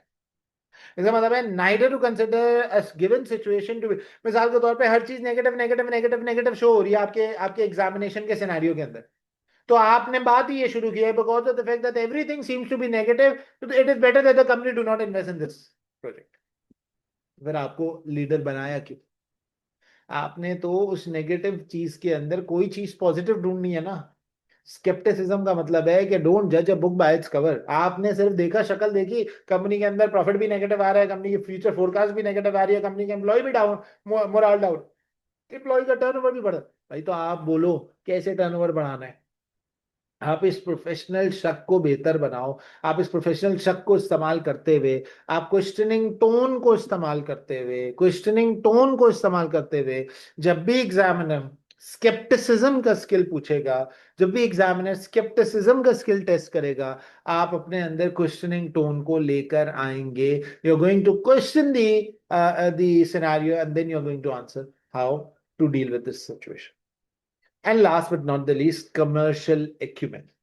Sir मेरा आपसे एक सवाल है, कमर्शियल एक्यूमेन समझाने के आसान तरीका ये होता है कि मैं अगर आपसे पूछूं कि मेरे पास तीन प्रोडक्ट है, प्रोडक्ट ए, प्रोडक्ट बी और प्रोडक्ट सी। प्रोडक्ट ए की जो सेल है ना, वो है 100 रुपए की, प्रोडक्ट बी की सेल है 150 रुपए की और प्रोडक्ट सी की सेल है 200 रुपए की। बताओ कौन सी प्रोडक्ट अच्छी है? जी सर, जाहिर सी बात है, इस इंफॉर्मेशन से तो सर हम नहीं बता सकते आपको, ठीक है। मैं आपको बोलता हूँ टोटल कॉस्ट आपकी है 60 रुपए, और यहाँ पर है 50 रुपए, और यहाँ पे है 210 रुपए। अब आप मुझे बताएं कौन सी अच्छी? मेरे ख्याल में यहाँ पे 40 का प्रॉफिट आ रहा है, यहाँ पे 100 का प्रॉफिट आ रहा है, और यहाँ पे 10 का लॉस आ रहा है। अगर मैं ये देखूँ तो पूरे ग्रुप को बेचने की वजह से आपके पास जो है वो 130 रुपए का प्रॉफिट आ रहा है, ऐसे। मैं तुमसे पूछता हूँ कि मुझे अगले 2 मिनट में बताओ प्रॉफिट कैसे बढ़ाया जाए? क्या करूँ ऐसा कि अगले 2 मिनट में प्रॉफिट बढ़े ग्रुप का? लॉस मिनिमाइज नहीं हो सकता 2 मिनट में। ऐसा क्या किया जाए कि 2 मिनट में प्रॉफिट बढ़े?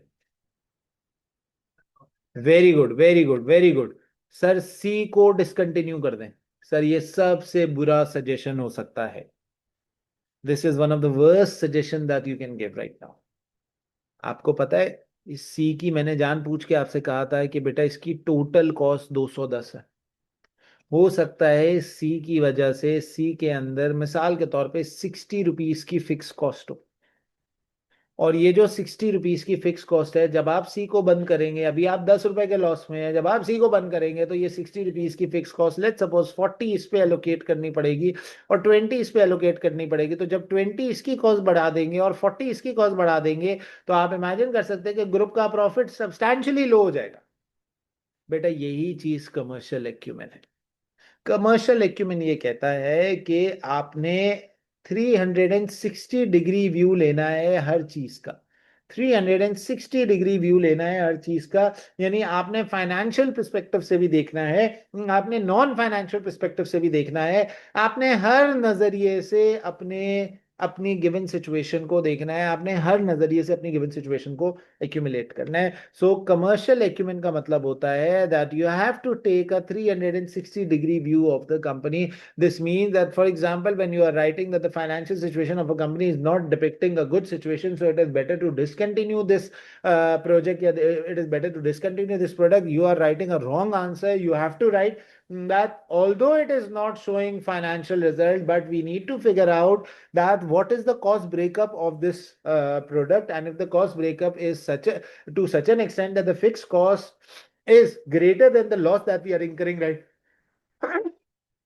Sorry, is greater than the loss that we are incurring right now. So it is better to continue this product and to find out ways of making the cost low and identifying how can we increase sales. Sir, ये मैं आपको सिर्फ एक layman जबान में 5 skill समझाया। ये 5 skill जाहिर है इतना आसानी से नहीं लग रहे होते। इनको जब इस सिचुएशन में लगाया जाएगा तो इसमें बहुत सारी चीजें और होंगी। अच्छा सर, ये तो 3 सवाल हो गए, यहां तक सबको क्लियर है भाई? यहां तक कोई कोई मसला, कोई सवाल, कोई इशू, कोई परेशानी है तो मुझे बताए प्लीज। सब कुछ क्लियर है यहाँ तक?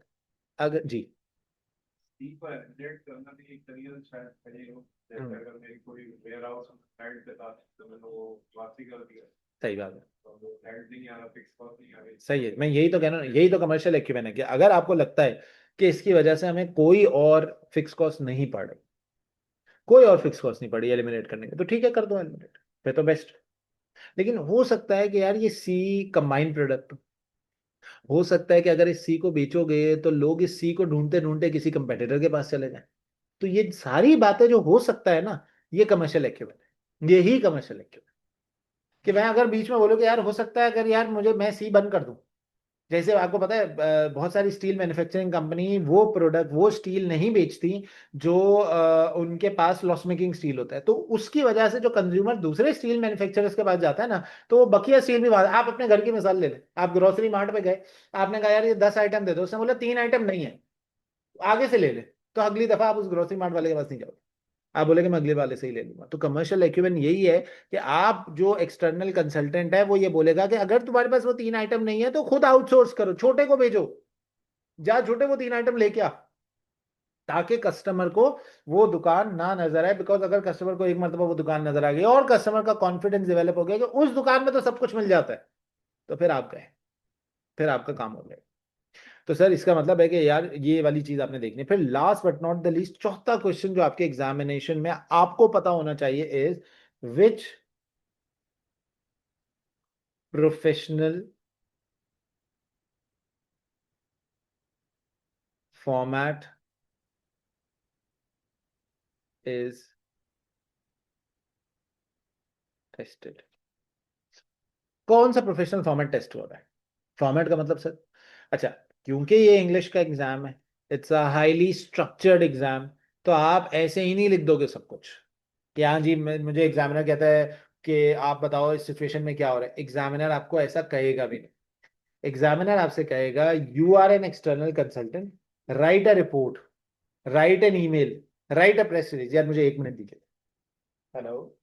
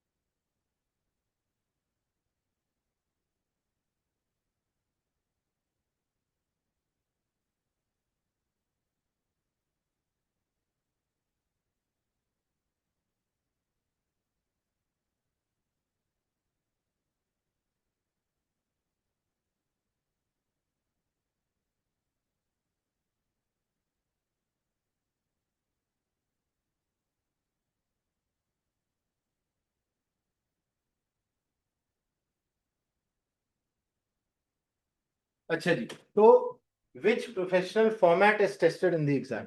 अच्छा, अब फॉर्मेट क्या होता है भाई? फॉर्मेट ये होता है, मिसाल के तौर पे हो सकता है आपका एग्जामिनर बोले दैट राइट एन ईमेल। आपका एग्जामिनर बोले कि एक ईमेल लिखो। आपका एग्जामिनर बोले राइट अ रिपोर्ट। आपका एग्जामिनर बोले राइट अ प्रेस रिलीज।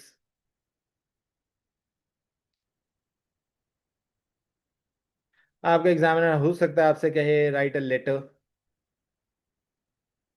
हो सकता है आपका एग्जामिनर आपसे कहे कि may be make a presentation. Yes, he can even ask you to make a presentation in the examination and they ask you to make a presentation in the examination। वो अक्सर सवालात में आपसे प्रेजेंटेशन बनाने को कह सकता है। ये प्रेजेंटेशन ऐसी नहीं है कि जैसे आप नॉर्मल प्रेजेंटेशंस बनाते हो, किसी और तरीके से बनती है, बट बनाने को कहा जा सकता है। सो प्रेजेंटेशन। हो सकता है आपका एग्जामिनर आपको बोले कि एक मेमो बनाओ। हो सकता है कि आपका एग्जामिनर आपसे कहे कि एक प्रोजेक्ट इनिशिएशन डॉक्यूमेंट बनाओ। हो सकता है आपका एग्जामिनर आपसे कहे कि एक रिस्क रजिस्टर बनाओ। तो इसका मतलब है कि आपके एग्जामिनेशन के अंदर there are professional formats that can be tested. मैं डे वन पे आज ही आज आपको फॉर्मेट्स की जो हैंडआउट है वो आपके ग्रुप पे भी दे दूंगा, और आपको प्रिंटेड फॉर्म में भी, जो फिजिकल स्टूडेंट्स हैं उनको प्रिंटेड फॉर्म में मिल जाएगा, जो ऑनलाइन बैठे हुए उनको ग्रुप पे आपके पास अवेलेबल हो जाएगा। बट द फैक्ट इज कि आपसे ये फॉर्मेट टेस्ट किया जा सकता है। इसका मतलब है एग्जामिनर आपसे यूं कहेगा, you are an external consultant. Who you are an external consultant. जी बेटा, बिल्कुल बन गया। मैं आपको अभी नंबर देता हूँ, आप उस पर ऐड हो सकते हैं। You are an external consultant, write a report. Format कौन सा टेस्ट स्टूडेंट? रिपोर्ट वाला। Write a report to the board of directors. किसको लिखना है? बोर्ड ऑफ डायरेक्टर्स को। Identifying how to deal with the situation of negative publicity that press have issued against our company। You are going to get professional marks for analysis skill। बात समझ आ रही है? Clear होती है बात? इसका मतलब है आपको सबसे पहला काम, अब देखो यार, एसबीएल का इतना महंगा पेपर है, इतना महंगा पेपर, लाख सवा लाख रुपए का एग्जाम है। कितनी जाहिलाना बात होती है, कितनी बेवकूफाना बात है कि मुझे ऐसे भी बच्चे मिलते हैं जो एग्जाम से पेपर देने के बाद मेरे पास आके पता है क्या कहते हैं? सर, पेपर बहुत अच्छा आता था सर, बस मसला ये हुआ मैं फॉर्मेट भूल गया था। सर, वो प्रेस रिलीज में टू पहले आता है या फ्रॉम पहले आता है? सर, लेटर में फ्रॉम पहले आता है या एफएओ आता है? सर, मुझे ये बताएं मेमो कैसे लिखा जाता है? सर, मैं तो मुझे याद नहीं आ रहा था कि मैं मेमो कैसे लिखूं, मुझे ये याद नहीं आ रहा था कि मैं ईमेल कैसे लिखता हूँ। ईमेल का फॉर्मेट क्या है? प्रेस रिलीज का फॉर्मेट क्या है? सर, वो लेटर का फॉर्मेट क्या है? सर, प्रेजेंटेशन का फॉर्मेट क्या है? इसका मतलब है अगर आप एग्जामिनेशन में बैठे हुए हैं और अगर आपको फॉर्मेट्स नहीं याद आ रहे, आपको फॉर्मेट्स नहीं समझ आ रहे, तो ये बात आप लिख लें कि आपसे बड़ा बेवकूफ का आदमी है, आप फेल होने के लिए गए। डे वन पे मैं आपको बता रहा हूँ, डे वन पे मैं आपको फॉर्मेट का हैंडआउट दे दूंगा, ग्रुप पे आपके अवेलेबल हो जाएगा। लेकिन शर्त यह है कि डे वन पे जब फॉर्मेट का हैंडआउट आपको मिलेगा, तो आपने उन फॉर्मेट्स को याद करना है, लाजमी लाजमी लाजमी याद करना है। अगर आप उन्हें याद नहीं करेंगे तो सर वो फॉर्मेट किसी काम के नहीं।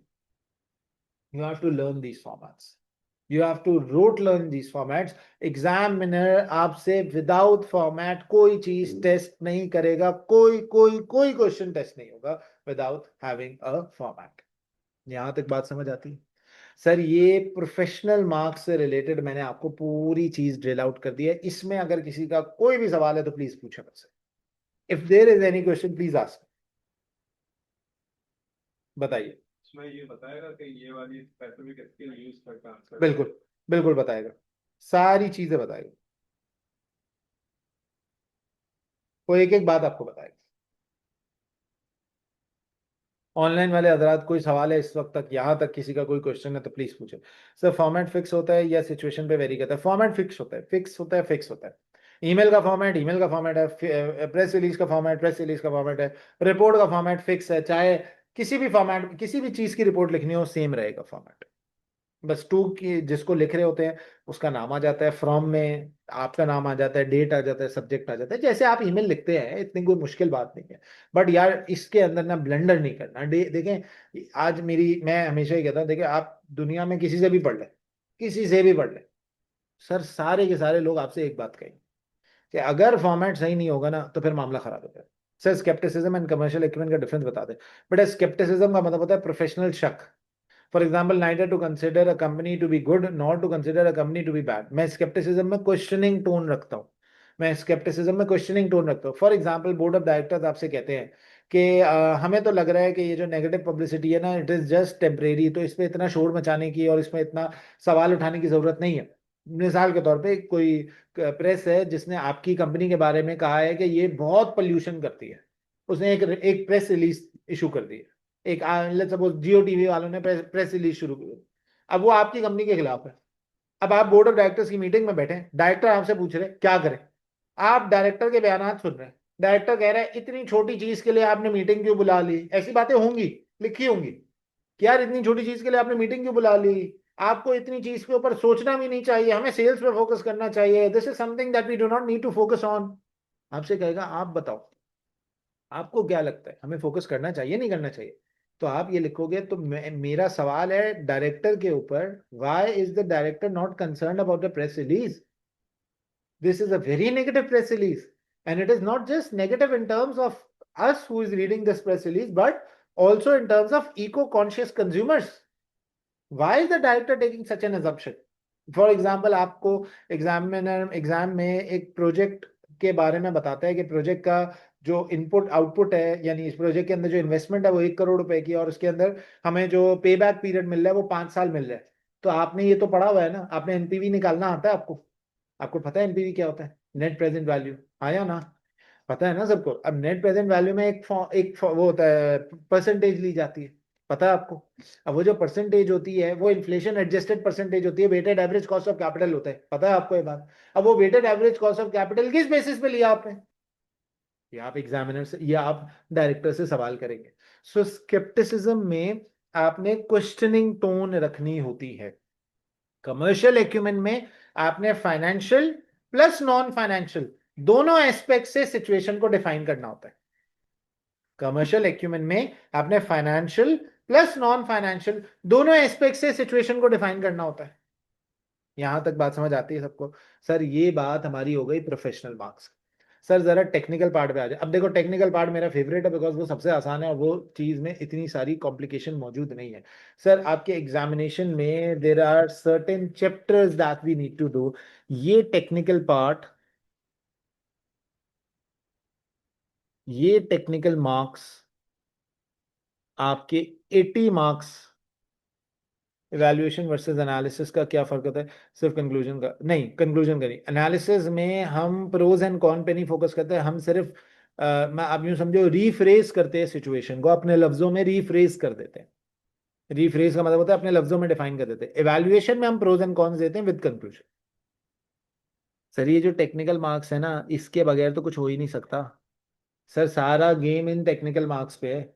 मैं कहता हूँ ये टेक्निकल मार्क्स नहीं है, ये टेक्निकल टूल्स हैं, जो जिसको इक्विप मैं आपको करूंगा तो आप आगे बात कर सकेंगे।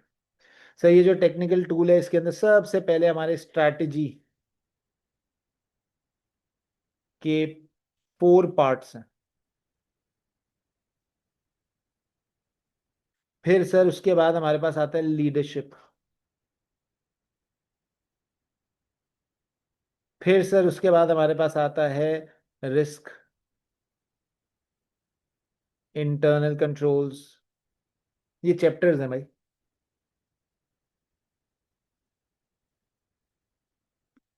Audit, finance, technology,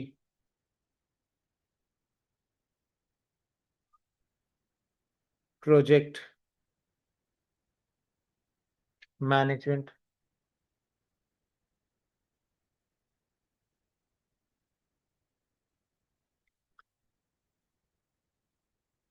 change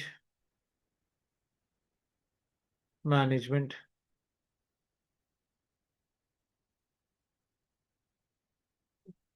ethics.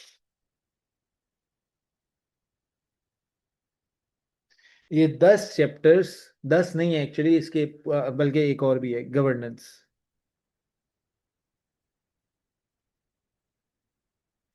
भाई इसके पार्ट्स हैं, ये एक एक चैप्टर नहीं है, ये बहुत बहुत सारे पार्ट्स। तमाम के तमाम चैप्टर्स के नोट्स आपको प्रोवाइड किए जाएंगे। मैं आपको इसकी एक छोटी सी झलकी दिखाता हूँ ताकि आपको क्लैरिटी आ जाए। जैसे फॉर एग्जांपल, मेरे पास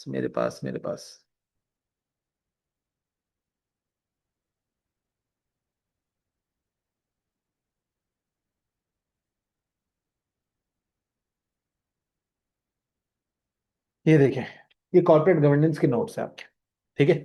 अब ये जो कॉर्पोरेट गवर्नेंस के नोट्स है ना, ये कॉर्पोरेट गवर्नेंस के टॉपिक से रिलेट करते हैं, जो गवर्नेंस का लास्ट मैंने पार्ट लिखा है। और ये कॉर्पोरेट गवर्नेंस के नोट्स आपको जो है वो हर चैप्टर के मौजूद होंगे। अच्छा, मेरी कोशिश ये होती है हर चैप्टर के अंदर जो भी नोट्स मैं आपको प्रोवाइड करूंगा वो एक्सटेंसिवली आपका स्टडी हब कवर करेगा, नंबर वन। आपका बीपीपी कवर करेगा, नंबर टू। आपका कैपलन कवर करेगा, नंबर थ्री। आपके हर वो मटेरियल जो आप सोच सकते हो उसमें से चीज एक्सट्रैक्ट करके यहाँ लिखी होगी। गुजारिश है आपसे, इसके अलावा किसी और चीज को पढ़ने मत बैठे। You do not need a BPP kit book, you do not need a कैपलन kit book. Study अब से अगर कुछ पढ़ना होगा, कोई नया मटेरियल एसीसी अपलोड करता है, मैं बताऊंगा, मैं हैंड आउट दूंगा। आपने अपने एफर्ट्स इन हैंडआउट्स को पढ़ने में लगाना। ये handouts more than around 220 pages के बनते हैं। तकरीबन 220 पेजेस के टोटल हैंडआउट्स है पूरे सिलेबस के। सर ये अगर आपको मैं मिसाल के तौर पे एक चीज दिखा सकूं, इस हैंडआउट को मैंने बहुत इंटरैक्टिव रखा है, कोशिश की है कि इस हैंडआउट के अंदर हर वो चीज डाल सकूं जो मेरे बच्चे का दिमाग इस थ्योरी बेस्ड सब्जेक्ट की तरफ रखेगा। और इसमें जितने क्वेश्चंस डाल सकता हूं, जितने एग्जांपल्स डाल सकता हूं, मैंने डाली है। यानी आपको ये देखें, हर टॉपिक के बाद एक एग्जाम्पल मिलेगी। जो मैं समझा रहा हूँ एक बात है, जब आप खुद इस एग्जाम्पल को साथ में पढ़े होंगे तो आपको दूसरी बात समझ में आ रही होगी। जो मेरी एग्जाम्पल होगी वो ये एग्जाम्पल नहीं होगी। आपको एग्जाम्पल्स मैं पढ़ने को खुद दिया कर रहा हूँ। यहां तक क्लियर होती है बात। इस हैंडआउट को देखने के बाद देखो, हमारे पास ना एसबीएल के पेपर का सबसे बड़ा अलमिया ये है कि क्योंकि ये एक केस स्टडी होती है, अभी मैं इसके बारे में बता रहा हूँ। एक केस स्टडी होती है जिसमें सारे टॉपिक्स कनेक्ट हो रहे होते हैं। अब क्योंकि ये एक केस स्टडी होती है जिसमें सारे टॉपिक कनेक्ट हो रहे, तो सर मैं शुरू के 50% ऑफ द सिलेबस जब तक मेरा हो नहीं सकता, मैं तो प्रैक्टिस कर ही नहीं सकता। क्योंकि भाई पास पेपर की प्रैक्टिस तो तब करूंगा ना जब मेरे पास पूरी एक केस स्टडी को पढ़ने का टॉपिक समझ आ जाए। तो सर मैं क्या करूं?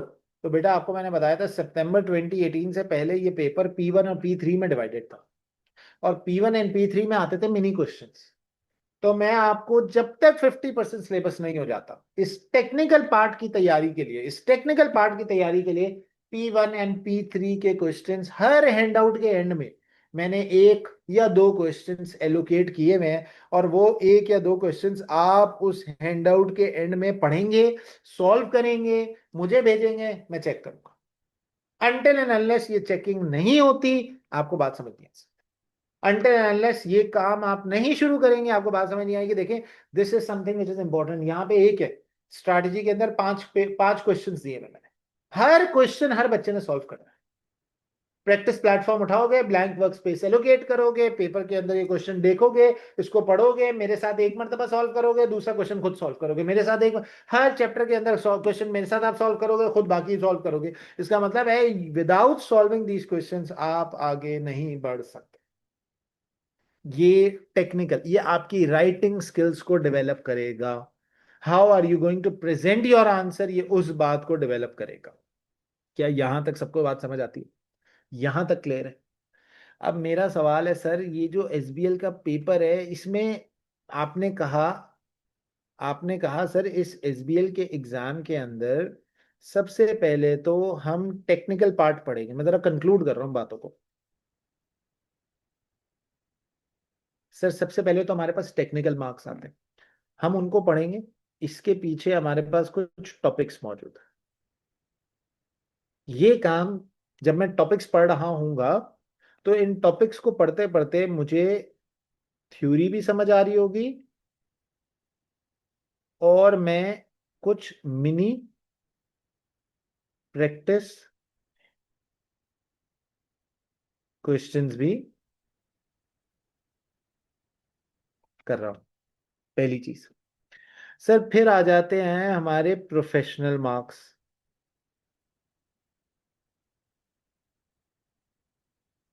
सर इन प्रोफेशनल मार्क्स को करने के लिए हमें सिर्फ प्रैक्टिस पे फोकस करना है। Practice is going to make you learn how to write in accordance with the professional skills that the examiner is testing in this examination. इसके लिए मैंने ना 5 मिनी वीडियोस बनाई हुई हैं इनको समझाने के लिए, इन प्रोफेशनल मार्क्स को। ये भी मैं आज आपके ग्रुप पे डाल दूंगा, आप अभी आपके पास टाइम है, आप उसको देख सकते हो। So you will get 5 mini videos on these professional marks. बल्कि 4 है, पांचवी चीज मुझे अभी बनानी है, बट वो 4 भी देखोगे तो कुछ हद तक क्लैरिटी आ जाएगी। यहां तक बात समझ आती है? सर फिर लेट्स सपोज अब मैं एग्जाम में बैठ गया। एग्जाम से पहले मेरे पास आएगा प्री सीन। इस प्री सीन के ऊपर आपके साथ सर मैं कर लूंगा एनालिसिस, और सर मैं आपके साथ करूंगा इस प्री सीन पे मॉक। सर अब आ गया एक्चुअल एग्जाम।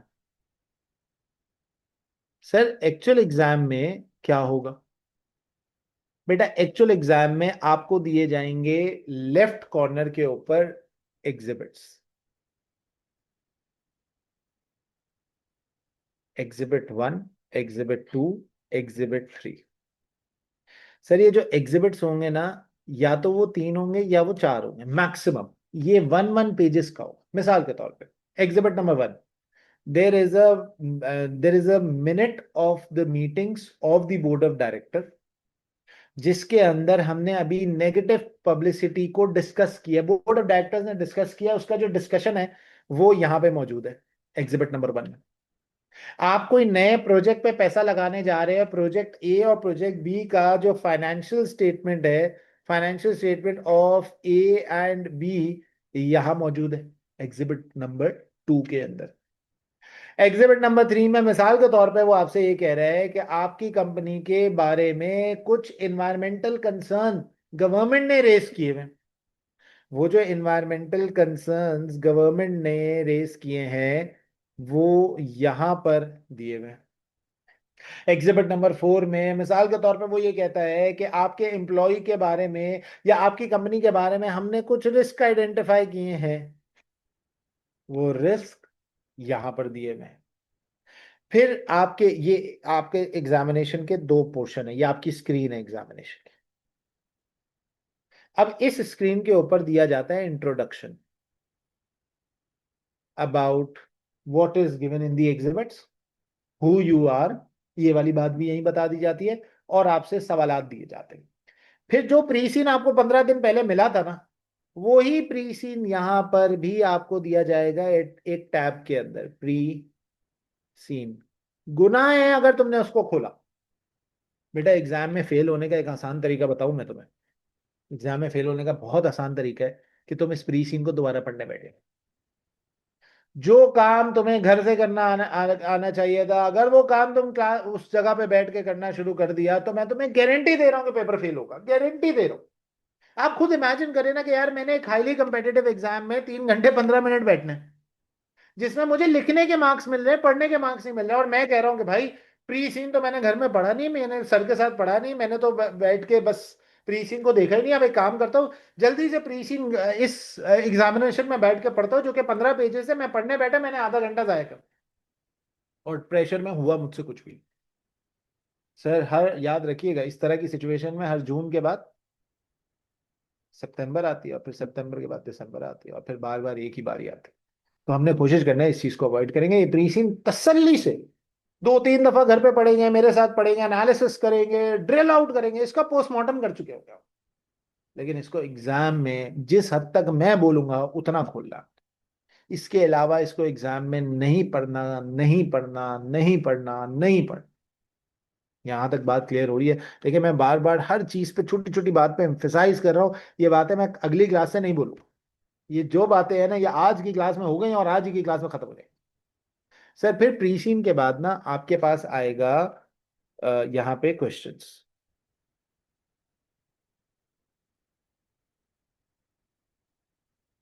और यहां लिखा होगा क्वेश्चन नंबर 1। ठीक है, यहां लिखा होगा क्वेश्चन नंबर 1। अब क्वेश्चन नंबर 1 आपके पास स्क्रीन पे आ रहा होगा इधर। आप इस क्वेश्चन नंबर 1 को पढ़ेंगे, फिर यहां पे एक वर्ड लिखा हुआ आ रहा होगा नेक्स्ट। आप नेक्स्ट पे क्लिक करोगे तो ये क्वेश्चन नंबर 1 का टैब हट जाएगा और क्वेश्चन नंबर 2 आ जाएगा। फिर आप नेक्स्ट पे क्लिक करोगे तो क्वेश्चन नंबर 2 का टैब हट जाएगा और क्वेश्चन नंबर 3 आ जाएगा। हर क्वेश्चंस के कुछ पार्ट्स होते हैं, A B C, A B C, A B C. हर क्वेश्चन के एंड पे स्किल्स लिखे हुए होते हैं। हर क्वेश्चन के एंड पे स्किल्स लिखे हुए होते हैं। हर क्वेश्चन के कुछ पार्ट्स होते हैं, हर क्वेश्चन के एंड पे स्किल्स लिखे होते हैं। 12। ग्रुप ग्रुप का लिंक मैं शेयर कर दूंगा अभी, मैं अपने नंबर दे दूंगा तो। वही वाला। हाँ, हर क्वेश्चन के एंड में नेक्स्ट लिखा होगा। आप नेक्स्ट पे क्लिक करेंगे, क्वेश्चन नंबर 3 आ जाएगा। आप नेक्स्ट पे क्लिक करेंगे, क्वेश्चन नंबर 2 आ जाएगा, 1 आ जाएगा। 3 ही सवाल आपके पूरे एग्जामिनेशन में मौजूद होते हैं, फोर्थ क्वेश्चन मौजूद नहीं होता। यहां तक बात समझ आती है? यहां तक क्लियर होती है बात? अच्छा, अब यहां पर इस क्वेश्चन के नीचे आपके पास 3 रिस्पॉन्स शीट दी हुई होती है। ये आपको पता ही होगा। एक होता है वर्ड शीट, 95% इसी में लिखना होता है। 95% इसी में लिखना होता है। एक होता है प्रेजेंटेशन शीट।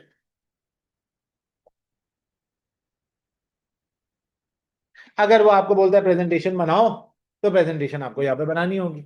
प्रेजेंटेशन बनाने का तरीका वो नहीं है जो आप फॉलो करते हैं, वो नहीं है जो आप बनाते आए हैं, वो है ही नहीं। इतना टाइम तो है ही नहीं सर मेरे पास कि मैं वो काम करूं। सर आपका एग्जामिनर तो आपसे मोहब्बत करता है। आपका एग्जामिनर आपसे इस तरह प्रेजेंटेशन नहीं बनवाता। आपका एग्जामिनर कहता है कि बिलाल सबको बता दो कि जब मैं तुम्हें प्रेजेंटेशन बनाने का बोलूं, जब मैं तुम्हें प्रेजेंटेशन बनाने का बोलूंगा, तो तुम्हारे पास एक प्रेजेंटेशन का बॉक्स बना हुआ होगा। जैसे ही तुम प्रेजेंटेशन खोलोगे, एक प्रेजेंटेशन का बॉक्स बना होगा। इस प्रेजेंटेशन के बॉक्स में मिसाल के तौर पर सवाल है, write a presentation to the board of director identifying four advantages, identifying four advantages, या write a presentation to the board of director identifying the risk, its impact and mitigation. आपने कहा ये पॉइंटर फॉर्म में आपने यहाँ पे लिख दिए 3 रिस्क, पॉइंटर फॉर्म में आपने यहाँ पे लिख दिए 3 इम्पैक्ट, और पॉइंटर फॉर्म में आपने यहाँ पर लिख दिए 3 मिटिगेशन स्ट्रैटेजी। और नीचे एक और बॉक्स बना हुआ होगा, इस बॉक्स का नाम होगा नोट्स। बेटा इस नोट्स के अंदर ना आपने ऊपर दिए गए पॉइंटर्स को पैराग्राफ में डिफाइन करना होगा। अल्लाह अल्लाह खैर से अल्लाह हो गई प्रेजेंटेशन। हो सकता है वो बोले write to presentation, 1 for the risk, 1 for the impact. तो आप 2 बॉक्सेस यूज करेंगे, रिस्क नोट्स, इम्पैक्ट नोट्स। यानी आपने कहा ये रहा मेरा रिस्क वाली प्रेजेंटेशन, ये रहे उसके नोट्स। ये रहा मेरा इम्पैक्ट वाली प्रेजेंटेशन, ये रहे उसके नोट्स। बात समझ आ रही है? बात क्लियर हो रही है आपको? यहां पर आपसे प्रेजेंटेशन पूछी जा सकती है, आपसे वर्ड फॉर्मेट के अंदर चीजें कराई जा सकती है, या आपसे एक्सेल की बातें की जा सकती हैं। आपसे हो सकता है बोले कि यार मुझे एनपीवी कैलकुलेट कर दो, मुझे आईआरआर कैलकुलेट कर दो, मुझे एआरआर कैलकुलेट कर दो, मुझे लेट्स सपोज पे बैक पीरियड कैलकुलेट कर दो, मुझे ये कैलकुलेट कर दो। तो ये सारी कैलकुलेशन आपको करनी होगी। ये थोड़ा बहुत कैलकुलेशन वाला मामला आपके एग्जामिनेशन में आ सकता है। क्या यहाँ तक सारे ऑनलाइन फिजिकल सारे बच्चों को क्लियर है? हाँ या ना में जवाब दे दे ताकि मैं आगे बढ़ूँ। मुझे बताएं। मैं कोशिश कर रहा हूँ एक एक बात बहुत आराम से बहुत सुकून से आपको समझा सकूं। सर ये बात समझ आती है सबको? आप लोगों को भी आती है बेटा? चलो। सर इसका मतलब है आपने कहा कि हमें टेक्निकल मार्क कवर करना है, हमने प्री सीन तक पहुंचे, हमने एक्चुअल एग्जाम में उतरे और हमने एक्चुअल एग्जाम के अंदर जाकर इस तरह की सिनेरियो को देखा। सर एक बात तो बताएं, क्या ऐसा होगा कि एक सवाल एक एग्जिबिट से हो सकता है? 95% यस। यानी आपका जो क्वेश्चन नंबर 1 होगा ना, ऐसा हो रहा होगा कि वो क्वेश्चन नंबर 1 की सारी इंफॉर्मेशन एग्जिबिट नंबर 1 में दी हुई होगी। ऐसा हो सकता है क्वेश्चन नंबर टू की सारी इंफॉर्मेशन को एग्जिबिट नंबर टू में दी हुई हो। ऐसा हो सकता है क्वेश्चन नंबर थ्री के पार्ट ए की इंफॉर्मेशन एग्जिबिट थ्री में हो और पार्ट बी की इंफॉर्मेशन जो है वो एग्जिबिट नंबर फोर में। ये पॉसिबल है। बट ऐसा भी हो सकता है कि क्वेश्चन नंबर वन की सारी इंफॉर्मेशन ए से भी निकालनी है और कोई एग्जिबिट फोर से भी निकालनी है। तो अब मेरी अप्रोच बच्चे के साथ हमेशा क्या होती है कि आप सारे क्वेश्चंस, आपने अप्रोच क्या रखनी है, अप्रोच इन एग्जाम। आपने सर अप्रोच क्या रखनी है एग्जाम में? सर सबसे पहला काम आपने ये करना है, रीड ऑल क्वेश्चंस। अच्छा, इसका ना एक साइकोलॉजिकल रीजन है। पता है क्या होता है? देखिए, मुझे याद है बचपन में हमारी एक कॉम्प्रिहेंशन की टीचर हुआ करती थी, बहुत अच्छी थी। तो उन्होंने हमें सिखाया था कि बिलाल, तुम ना question number one two three four जो भी क्वेश्चन है ना पढ़ लो। तुम्हारा माइंड जब एग्जिबिट पढ़ेगा ना, तो ऑटोमेटिकली तुम्हारा माइंड उस क्वेश्चन का आंसर ढूंढ रहा होगा। देखो, अगर मिसाल के तौर पे पहले मैं एग्जिबिट्स पढ़ लूँ एग्जाम में, थोड़ी देर के लिए आप यूं सोचो कि मैंने एग्जाम में सबसे पहले एग्जिबिट पढ़ लिया, तो मुझे बताओ तुम्हारा माइंड कुछ सोचेगा कि सवाल क्या होगा? लेकिन अगर मैं पहले सवाल पढ़ लूँ, क्वेश्चन पढ़ूं, मैं क्वेश्चन नंबर वन भी पढ़ा, क्वेश्चन नंबर टू भी पढ़ा, क्वेश्चन नंबर थ्री भी पढ़ा, मैंने तीनों क्वेश्चन पढ़ लिए और फिर मैं एग्जिबिट्स पे आया, तो आप मुझे सोचो क्वेश्चन नंबर वन जो है वो एग्जिबिट से रिलेट करेगा और एग्जिबिट में उसका आंसर मेरा दिमाग ढूंढेगा। क्वेश्चन नंबर टू में भी एग्जिबिट में ढूंढेगा और क्वेश्चन नंबर थ्री में भी एग्जिबिट में ढूंढेगा। इसका मतलब है मेरे तमाम के तमाम क्वेश्चन मेरे एग्जिबिट से कनेक्टेड होंगे, हो जाएंगे। ये बात क्लियर होती है? सो हमारी अप्रोच क्या होगी? Read all question. Number two, read read exhibits. And then number three, start writing. Experiment one by one था। एग्जिबिट वन बाय वन पढ़ना, पहले क्वेश्चन पढ़ेंगे वन बाय वन, फिर एग्जिबिट पढ़ेंगे वन बाय वन और फिर उसके बाद आप क्वेश्चन को सॉल्व करना शुरू करेंगे। अच्छा, अब सवाल, अभी भी मामला खत्म नहीं हुआ। सर ये आपने कहा था 3 hours and 15 minutes का पेपर है, इसको डिवाइड कर दे दो दो पार्ट्स में। बेटा ये 15 मिनट्स ना आपके reading, planning and reflective time. This is your reading, planning and reflective time. मैं बताता हूँ कैसे। देखिए, इस 15 मिनट में आपने क्वेश्चन पढ़े, आपने एग्जिबिट पढ़ा और कुछ पॉइंटर्स बना लिए फौरन। फौरन आपने कुछ पॉइंटर्स आइडेंटिफाई कर लिए। जैसे आपने आइडेंटिफाई कर लिया, अब आपने क्वेश्चंस को जैसे फॉर्मुलेट करेंगे उसके अंदर आपके पास टाइम ही टाइम, आप आराम से उसको लिख सकते हैं। सर गेम सारा ना राइटिंग पे शुरू होता है। आपने मुझे आके बोला सर आपको पता है मैंने इतना अच्छा पेपर पढ़ा, इतना अच्छा पेपर पढ़ा, बस सर लिख नहीं पाया। तो सोचे आपसे बड़ा ब्लंडर करने वाला कोई बच्चा नहीं, यानी आपने लाख रुपए चूल्हे में डाल दिए, आपने आग लगा दी लाख रुपए को। सर करना क्या है मुझे? सर करना यह है कि आपने अपने दिमाग में एक टाइम एलोकेशन करनी है, दैट इज 1.8 minutes पर मार्क, पर मार्क। 1.8 मिनट पर मार्क है, आप डिवाइड कर ले। 3 hours 60 मिनट्स होते हैं एक घंटे में, तो 180 minutes, 180 minute divided by 100 marks. 100 marks है ना, 80 + 20, तो 100 से डिवाइड करो तो 1.8 मिनट पर मार्क राइटिंग टाइम है। This 3 hour time frame is your writing time. अब जरा गौर से बात को सुनना।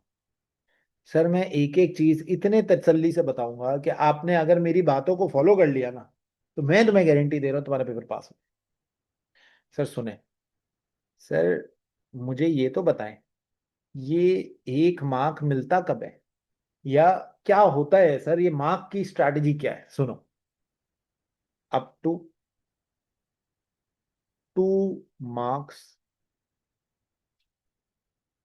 are available for one valid point. क्या लिखा है भाई मैंने? Up to 2 marks are available for one valid point. इसका मतलब है आपको 2 मार्क्स मिलेंगे, आपको पूरे 2 मार्क्स मिलेंगे अगर आप एक वैलिड पॉइंट लिखते हैं एग्जामिनेशन में। लेकिन मेरा सवाल है, सर ये वैलिड पॉइंट क्या होता है? अभी बताता हूँ थोड़ी देर में, अभी थोड़ी देर में मैं आपसे इस पे गुफ्तगू करूंगा, करेंगे हम बात। But we don't know what valid point is. So ये कहते हैं कि up to 2 marks are available for one valid point. But but there is an exception.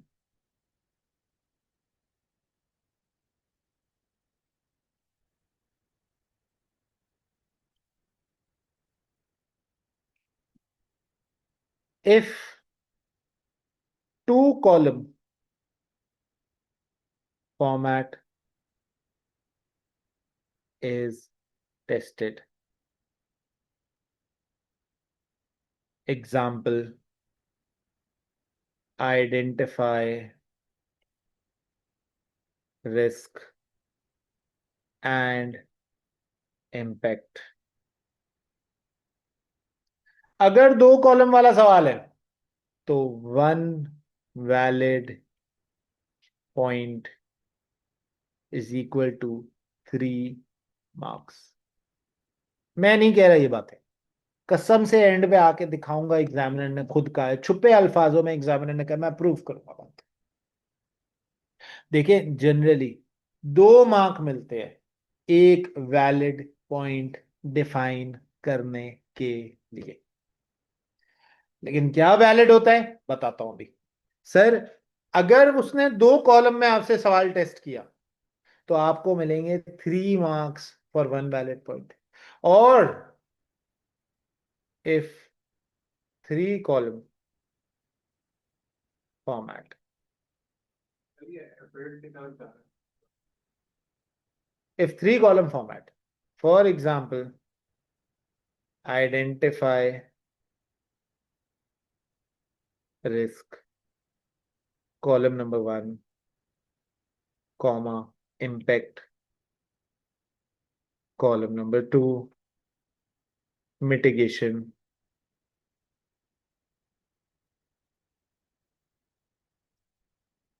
बेटा अगर 3 कॉलम का फॉर्मेट टेस्ट हो रहा है तो मेरी बेटा याद रखना मेरी बात, one valid point will give you 4 marks. देखिए मुझे पता है मैंने क्या सिखा रहा हूँ, मुझे पता है इस चीज को मैं जमाने से कर रहा हूँ। I know how to teach and I know how to gain marks and I know how can my student gain marks। मैं आपको एक एक बात जो बता रहा हूँ 110% ऑथेंटिसिटी से बता रहा हूँ। मैं आपको एक एक बात जो बता रहा हूँ ये बिल्कुल एक्यूरेसी के साथ है। ये एग्जामिनर के कमेंट्स के अंदर, एग्जामिनर के की रिपोर्ट के अंदर ये चीजें मौजूद है। एग्जामिनर ने एक्सप्लिसिटली ये डिफाइन किया हुआ है कि मैं इतने मार्क्स दूंगा। एग्जामिनर ने बहुत मर्तबा ये बात रिपीट की है कि मैं आपको इतने मार्क्स। यहां तक तमाम हजरात, चाहे ऑनलाइन चाहे फेस टू फेस, सबको क्लियर होती है बात? मुझे बता दे जरा एक बार ताकि मैं आगे बढ़ूं। बस आधा घंटा रह गया हमारा, फिर पूरी कहानी तसल्ली से आपको समझ आ जाएगी। जबरदस्त, आगे बढ़ते हैं। अच्छा सर इसका मतलब है कि ये मार्क्स की एलोकेशन भी एग्जामिनर ने बताई हुई है? हाँ। एग्जाम के अंदर अगर आपका क्वेश्चन है 10 मार्क्स का तो आप उसे मल्टीप्लाई करेंगे 1.8 मिनट से, और आप उसको 10 से मल्टीप्लाई करेंगे तो बनते हैं कितने? 18 मिनट्स। अब मेरा सवाल है सर ये वैलिड पॉइंट क्या होता है? आओ मैं वैलिड पॉइंट बताता हूँ आपको क्या होता है।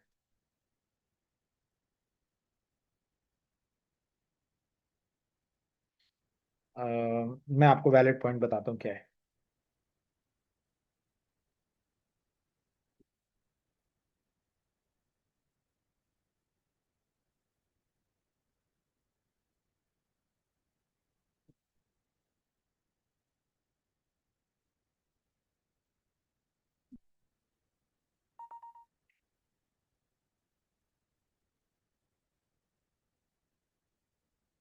बेटा ये होता है वैलिड पॉइंट, इस चीज को हम कहते हैं वैलिड पॉइंट। सुने जरा, कहता है आपसे, how to gain 2 marks for 1 valid point in SBL. Number 1 is draft the point. Write a clear and relevant point. Examiner आपसे कहता है व्हाट आर द प्रोज, तो प्रो पॉजिटिव होता है, पॉजिटिव लिखना जरूरी है। मैं आगे जाके बताऊंगा कैसे। फिर justify with facts, support with evidence from the exhibit. जो भी पॉइंटर आप लिख रहे हो ना, आपने उसको एग्जिबिट से कनेक्ट करना है, आपने उसको एग्जिबिट के साथ लिंक करना है। देखिए एग्जिबिट में ये लिखा हुआ था तो मैं अपनी बात में ये बात डाल रहा हूं, एग्जिबिट में ये चीज ऐड हुई हुई थी तो मैं अपनी बात में ये बात ऐड कर रहा हूं, एग्जिबिट के अंदर ये बात लिखी हुई थी तो मुझे लगता है कि ये बात पॉजिटिव नजर आ रही है। As stated in exhibit number 3, as stated in exhibit number 2। आप लिख रहे हो, मैं आपको एक एग्जाम्पल बना के देता हूँ। The negative press release is going to create a nuisance in the market in terms of the brand image of company in Darland. The company in the Darland is creating a negative image in the minds of the consumers and other stakeholders. As this can be seen from the stakeholders' comment in exhibit number 2, that the stakeholders believe that if Darland company is going to continue in contributing in pollinatory impact, we might consider moving towards more environmental friendly companies. इसका मतलब है मैंने सिर्फ pointer नहीं create किया, मैंने उसको exhibit से कनेक्ट किया और मैंने उसके इम्पैक्ट को असेस करना है, क्या इम्पैक्ट पॉजिटिव है या नेगेटिव है। आप मुझे बताओ, ये जो नेगेटिव बात है मैंने ये जो मैंने अभी आपको बताया है इन्वायरमेंटल इफेक्ट, इसका इम्पैक्ट पॉजिटिव है या नेगेटिव है? सर डेफिनेटली इसका इम्पैक्ट नेगेटिव है। बात ही नेगेटिव है तो इम्पैक्ट भी नेगेटिव होगा। तो सर ये वैलिड पॉइंट आपको मिलता है जब आप ये काम करते हो। अच्छा भाई, एक सिंपल बात है, क्योंकि अब हम आखिरी की तरफ आ रहे हैं तो मैं आपको और चीज बता दूं, यहां तक सबको क्लियर होती है बात? इसमें कोई मसले मसाइल तो नहीं है, मुझे बताएं। भाई देखें, मेरा ना एक काम करने का ना आराम से एक छोटा सा तरीका है। यार मैं आपसे लिखवाऊंगा आंसर्स। अच्छा, मेरी छोटी सी आदत है, हो सकता है मैं इस वजह से बोल रहा हूँ क्योंकि यार मैं लास्ट 2-3 अटेम्प्ट में ना एक दफा मैंने ये फेस किया था, तो मैं नहीं चाहता कि मैं बोलूँ। हो सकता है मैं क्लास में आपको, आप अपना आंसर लिख रहे हो, मैं आपका आंसर चेक करने आऊं और मैं बोलूँ यार क्या इडियट हो यार, तुमने क्या आंसर लिखे है। बुरा नहीं मानना। अगर आपको यहाँ पे क्लास में डांट पड़ रही है ना, तो वो आपके बेनिफिट के लिए, सुन लेंगे उस डांट को, दिल पे नहीं लेंगे। एक अटेम्प्ट में किसी बच्चे ने जो है ना उसको दिल पे ले लिया था और जो है ना बस गुस्से में आ गया कि यार ये मुझे डांटा क्यों आपने। भाई आपकी यहाँ पे कोई रिश्ता नहीं हो रहा कि आपने कहा कि यार मेरी तो इज्जत खराब हो रही है। यहाँ इज्जत गई, बाहर जाके मैं भी भूला हुआ होऊंगा कि पता नहीं मैंने क्या बोला था और क्यों डांटा था आपको, और शायद आप भी भूले हुए होंगे कि क्यों डांटा था, क्या हुआ था। अच्छा, मेरा ना एक तरीका है बॉस, अगर आपने मेरे साथ पढ़ना है तो आपने इस तरीके को फॉलो करना है। वो तरीका क्या है? आपने, मैंने जो असाइनमेंट एलोकेट करनी है आपने उसे चेक कराना है। ये जून 20 मार्च 2026 के total number of checked examination papers हैं। एसबीएल के 174 पेपर्स चेक करके बच्चों को दिए हैं, और उससे पहले P1 P3 के 79 पेपर्स बच्चों ने मुझे करके दिए हैं और मैंने उसे चेक करके दिए हैं। 250 पेपर्स चेक होते हैं हर अटेम्प्ट के अंदर, तब जाके रिजल्ट 70% प्लस एक बैच का बन सकता है। लेकिन इस 250 पेपर को चेक करने के लिए आपको मेरे साथ इन 250 पेपर्स का करना जरूरी है। अगर आप इन 250 पेपर्स को नहीं करेंगे, आप कुछ भी कर ले सर, जो है ना कोई फायदा नहीं। सर मैं आपको आखिर में आके थोड़ा सा अपना तारीफ वाला काम भी कर देता हूँ।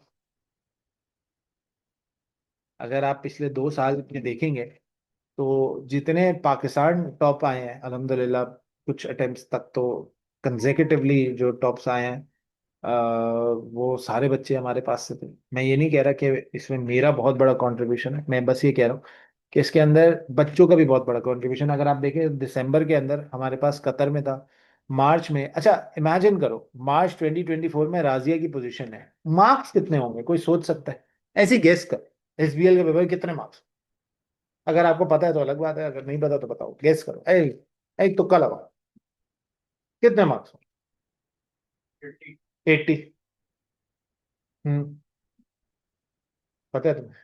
अच्छा, ऑनलाइन वाले भी कोई गैस करें, अंदाजा लगाए। 90, ओके 90, ओके 90, 92, ओके। थ्योरी के पेपर में 92 ला सकते हैं? 98 या अल्लाह, 75। सर इसके 95% मार्क्स थे, and that was not a world top. World top फिर भी नहीं था, वर्ल्ड टॉप इससे ऊपर में था। 95% मार्क्स।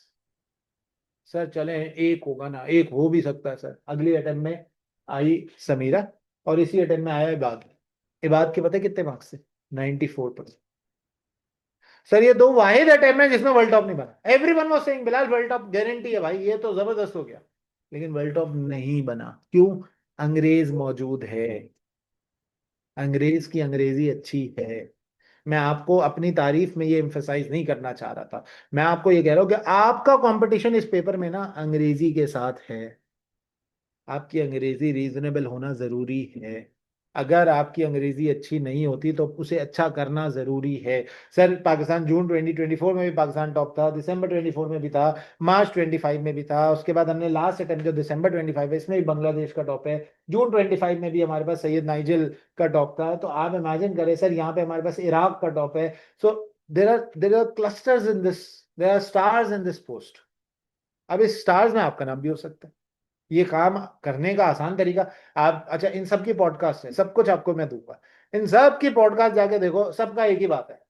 सर के सवाल कर लो, सर के मॉक कर लो, और तसल्ली से सर के साथ पढ़ लो, पेपर पास हो जाए। मैं ये नहीं कह रहा आपसे कि आप सिर्फ मुझसे पढ़े, आपकी मर्जी है।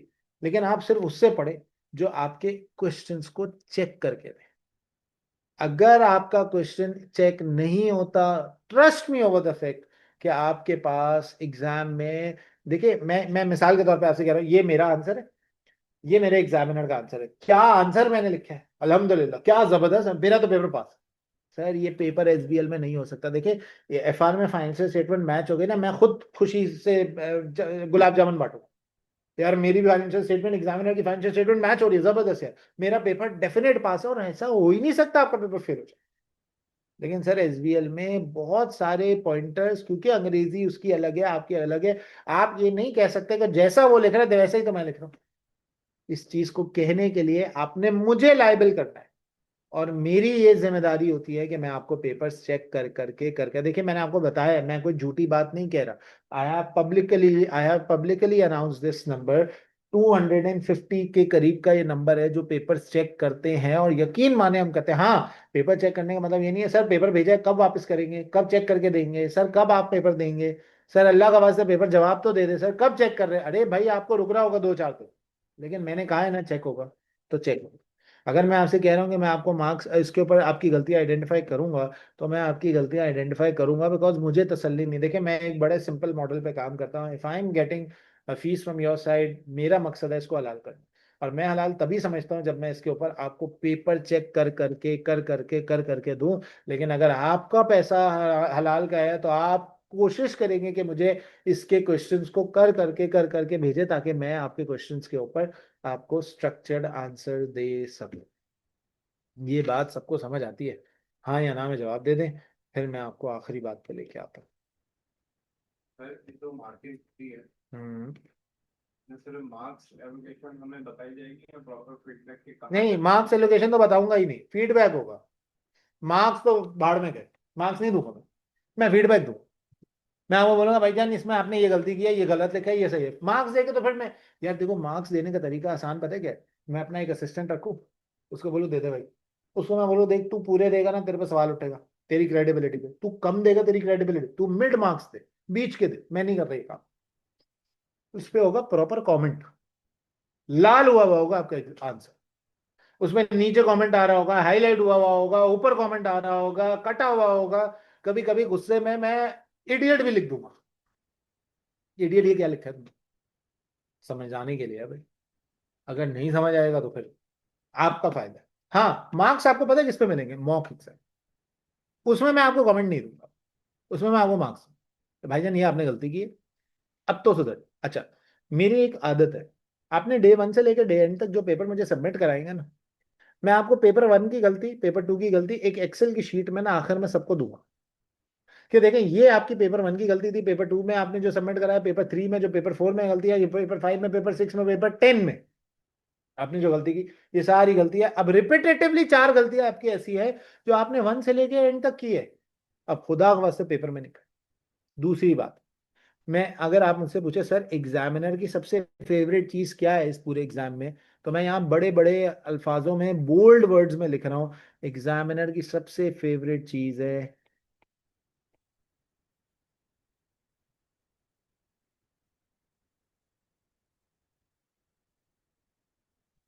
हेडिंग्स। आपने अपने एग्जाम में हेडिंग्स का इस्तेमाल बहुत बहुत बहुत बहुत बहुत ज्यादा करना है। You have to write headings in your examination. Sir ये पूरा कोर्स जो है वो तकरीबन 100+ आवर्स का होता है, ठीक है। इस 100+ आवर्स को डिवाइड किया जाता है नॉर्मली दो हिस्सों में। 60 आवर्स हमारी नॉर्मल क्लासेस होती है,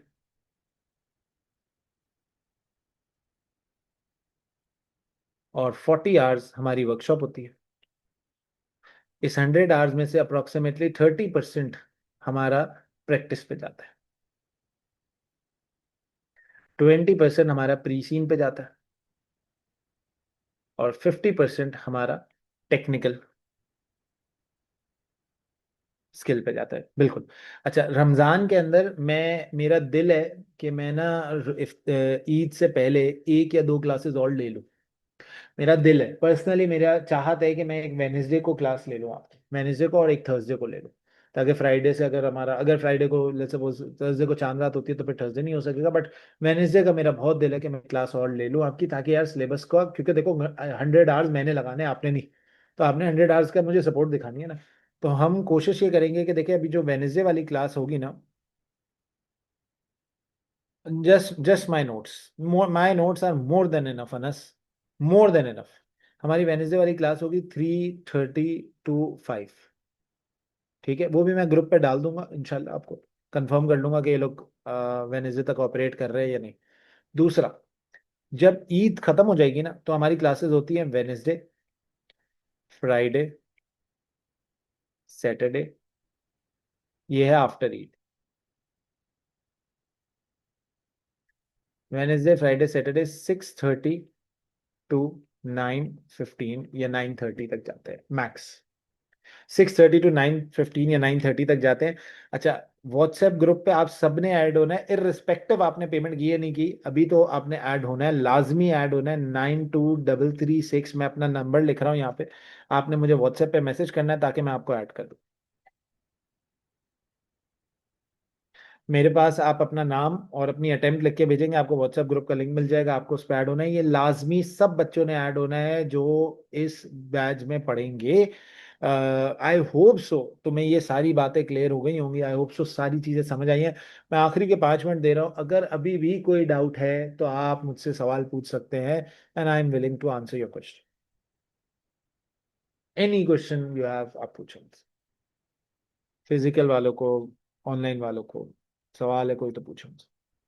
अदरवाइज ये नंबर पे आप मुझे व्हाट्सएप करें, और फिर हम यहाँ तक रखेंगे आज की क्लास को। वेनेसडे से हम अपना फर्स्ट चैप्टर शुरू करेंगे। आज आपके व्हाट्सएप ग्रुप के ऊपर एक तो ये हैंडआउट आ जाएगा, जो मैंने अभी ये सब लिखा है, ये सारी चीज़ें आपकी हैंडआउट के फॉर्म में आ जाएंगी। फिर उसके बाद दूसरी चीज़ जो आपको फॉर्मेट है मैं वो आज दे दूंगा, बस आज आप फॉर्मेट पढ़ लो थोड़ा सा। आपकी थ्योरी क्लासेस में फर्स्ट तक होंगी, मई फर्स्ट तक होंगे। थ्योरी क्लासेस का मतलब है सारी क्लासेस में।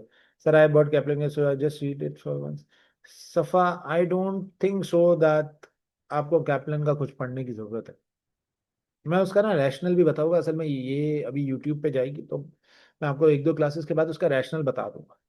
बट आप अगर सिर्फ भरोसा कर ले, ट्रस्ट कर लेना कि मैं आपको जो चीज़ दे रहा हूँ ना वो मोर देन इनफ है, तो ट्रस्ट में आपका पेपर बहुत अच्छे से निकल जाएगा। जी, सर ड्राफ्टिंग स्टाइल ये पेपर्स में बहुत मैटर करती है। यही तो मैंने सिखाया अभी। मैंने दिया था दिया, हाँ, पढ़ा वहाँ तो बाकी फैसिलिटी भी इतनी अच्छी थी कि इसमें कोई मार्क्स ले लिए। अभी और नहीं बोलो अभी। हाँ फिर और तो सवाल पूछो सवाल। मुझे ड्राफ्टिंग स्टाइल का थोड़ा बताएं, यानी मेरे माइंड में ऐसा है कि बस लिखना है, बस ड्रॉ नहीं करके लिखना, सब कुछ। नहीं नहीं लिखना ही तो नहीं है इसमें। ऑडिट का पेपर भी मेरा एफेड होगा था, हम्म। मैंने यहाँ पर आर एस अली से ज्वाइन किया, पहले कहीं और से पढ़ा हम्म। था तो ड्राफ्टिंग स्टाइल बताया तो फिर उसमें इसमें ड्राफ्टिंग ही है बस। मैं आपको हाथ पकड़ के ड्राफ्टिंग ही सिखाऊंगा कि ए भाई ऐसे ऐसे लिखना है, ये पॉइंटर बनाना है। मैंने अभी आपको बताया ना हाउ टू गेट 2 मार्क्स, ये ड्राफ्टिंग ही तो थी। फॉर्मेट में डालने, देखो फॉर्मेट होता है ओपनिंग क्लोजिंग, मैंने फॉर्मेट ओपनिंग क्लोजिंग रखा, बीच की जो बॉडी है ना उसमें हाउ टू गेट 2 मार्क्स सीखना है बस, पर वैलिड पॉइंट। एक 2 मार्क्स यहाँ लिए, फिर 2 मार्क यहाँ लिए, फिर 2 मार्क यहाँ लिए, फिर 2 मार्क यहाँ लिए, फिर 2 मार्क, हो गया सर 12-13 मार्क्स मिल गए मुझे, मुबारक हो, मेरा मामला डन। तो ड्राफ्टिंग ही सीखनी है बॉस मैंने, वो वही तो सिखाना। वैलिड पॉइंट तो वो भी तोड़ तोड़ के ही होता है ना, कि उसमें कोई तीन देखिए चार वैलिड पॉइंट आप सब ढूंढ लेते हैं, बच्चे के लिए वैलिड पॉइंट ढूंढना मुश्किल काम नहीं होता। वैलिड कोई पॉइंट को लिखना कैसे है ये सीखना है, और वो मैं सिखाना मेरा काम, वो मैं आपको करा दूँ। जी भाई, सबने कर लिया? और कोई ऑनलाइन वाले किसी और बच्चे का कोई सवाल है, प्लीज मुझे व्हाट्सएप कर दें अपने नंबर और नाम के साथ, ताकि आपको नेक्स्ट क्लास की अपडेट और मेरे हैंडआउट्स वगैरह आपको सब मिल जाए। मैं इंकरेज करूंगा कि Karachi based student kindly face to face आके क्लासेस लें, और जो आउटसाइड कराची है वो भले ऑनलाइन क्लास ले, लेकिन मैं इंकरेज करूंगा कि आप जो भी कराची बेस्ड है वो फेस टू फेस क्लासेस लें। अभी हमारे एडमिशन ओपन है, इंशाल्लाह कुछ अर्से तक हमारे एडमिशन ओपन रहेंगे, उस तक हम कोशिश करेंगे कि स्लो पेस के साथ चलें, बट क्लास स्किप नहीं करनी, क्लास मिस नहीं करनी। मैं नेक्स्ट क्लास में अपना पहला टेक्निकल चैप्टर स्ट्रैटेजी का स्टार्ट कर दूंगा। यहाँ तक रखते, इंशाल्लाह नेक्स्ट क्लास में मुलाकात करते हैं। आखिर दवाना अल्हम्दुलिल्लाह रब्बिल आलमीन। हाँ जी, फिजिकल इंशाल्लाह, ओके। बाकी सब में मुझे व्हाट्सएप कर दे मेरे इस नंबर पर प्लीज, इस नंबर को नोट करने से। यहाँ तक रखते हैं इंशाल्लाह।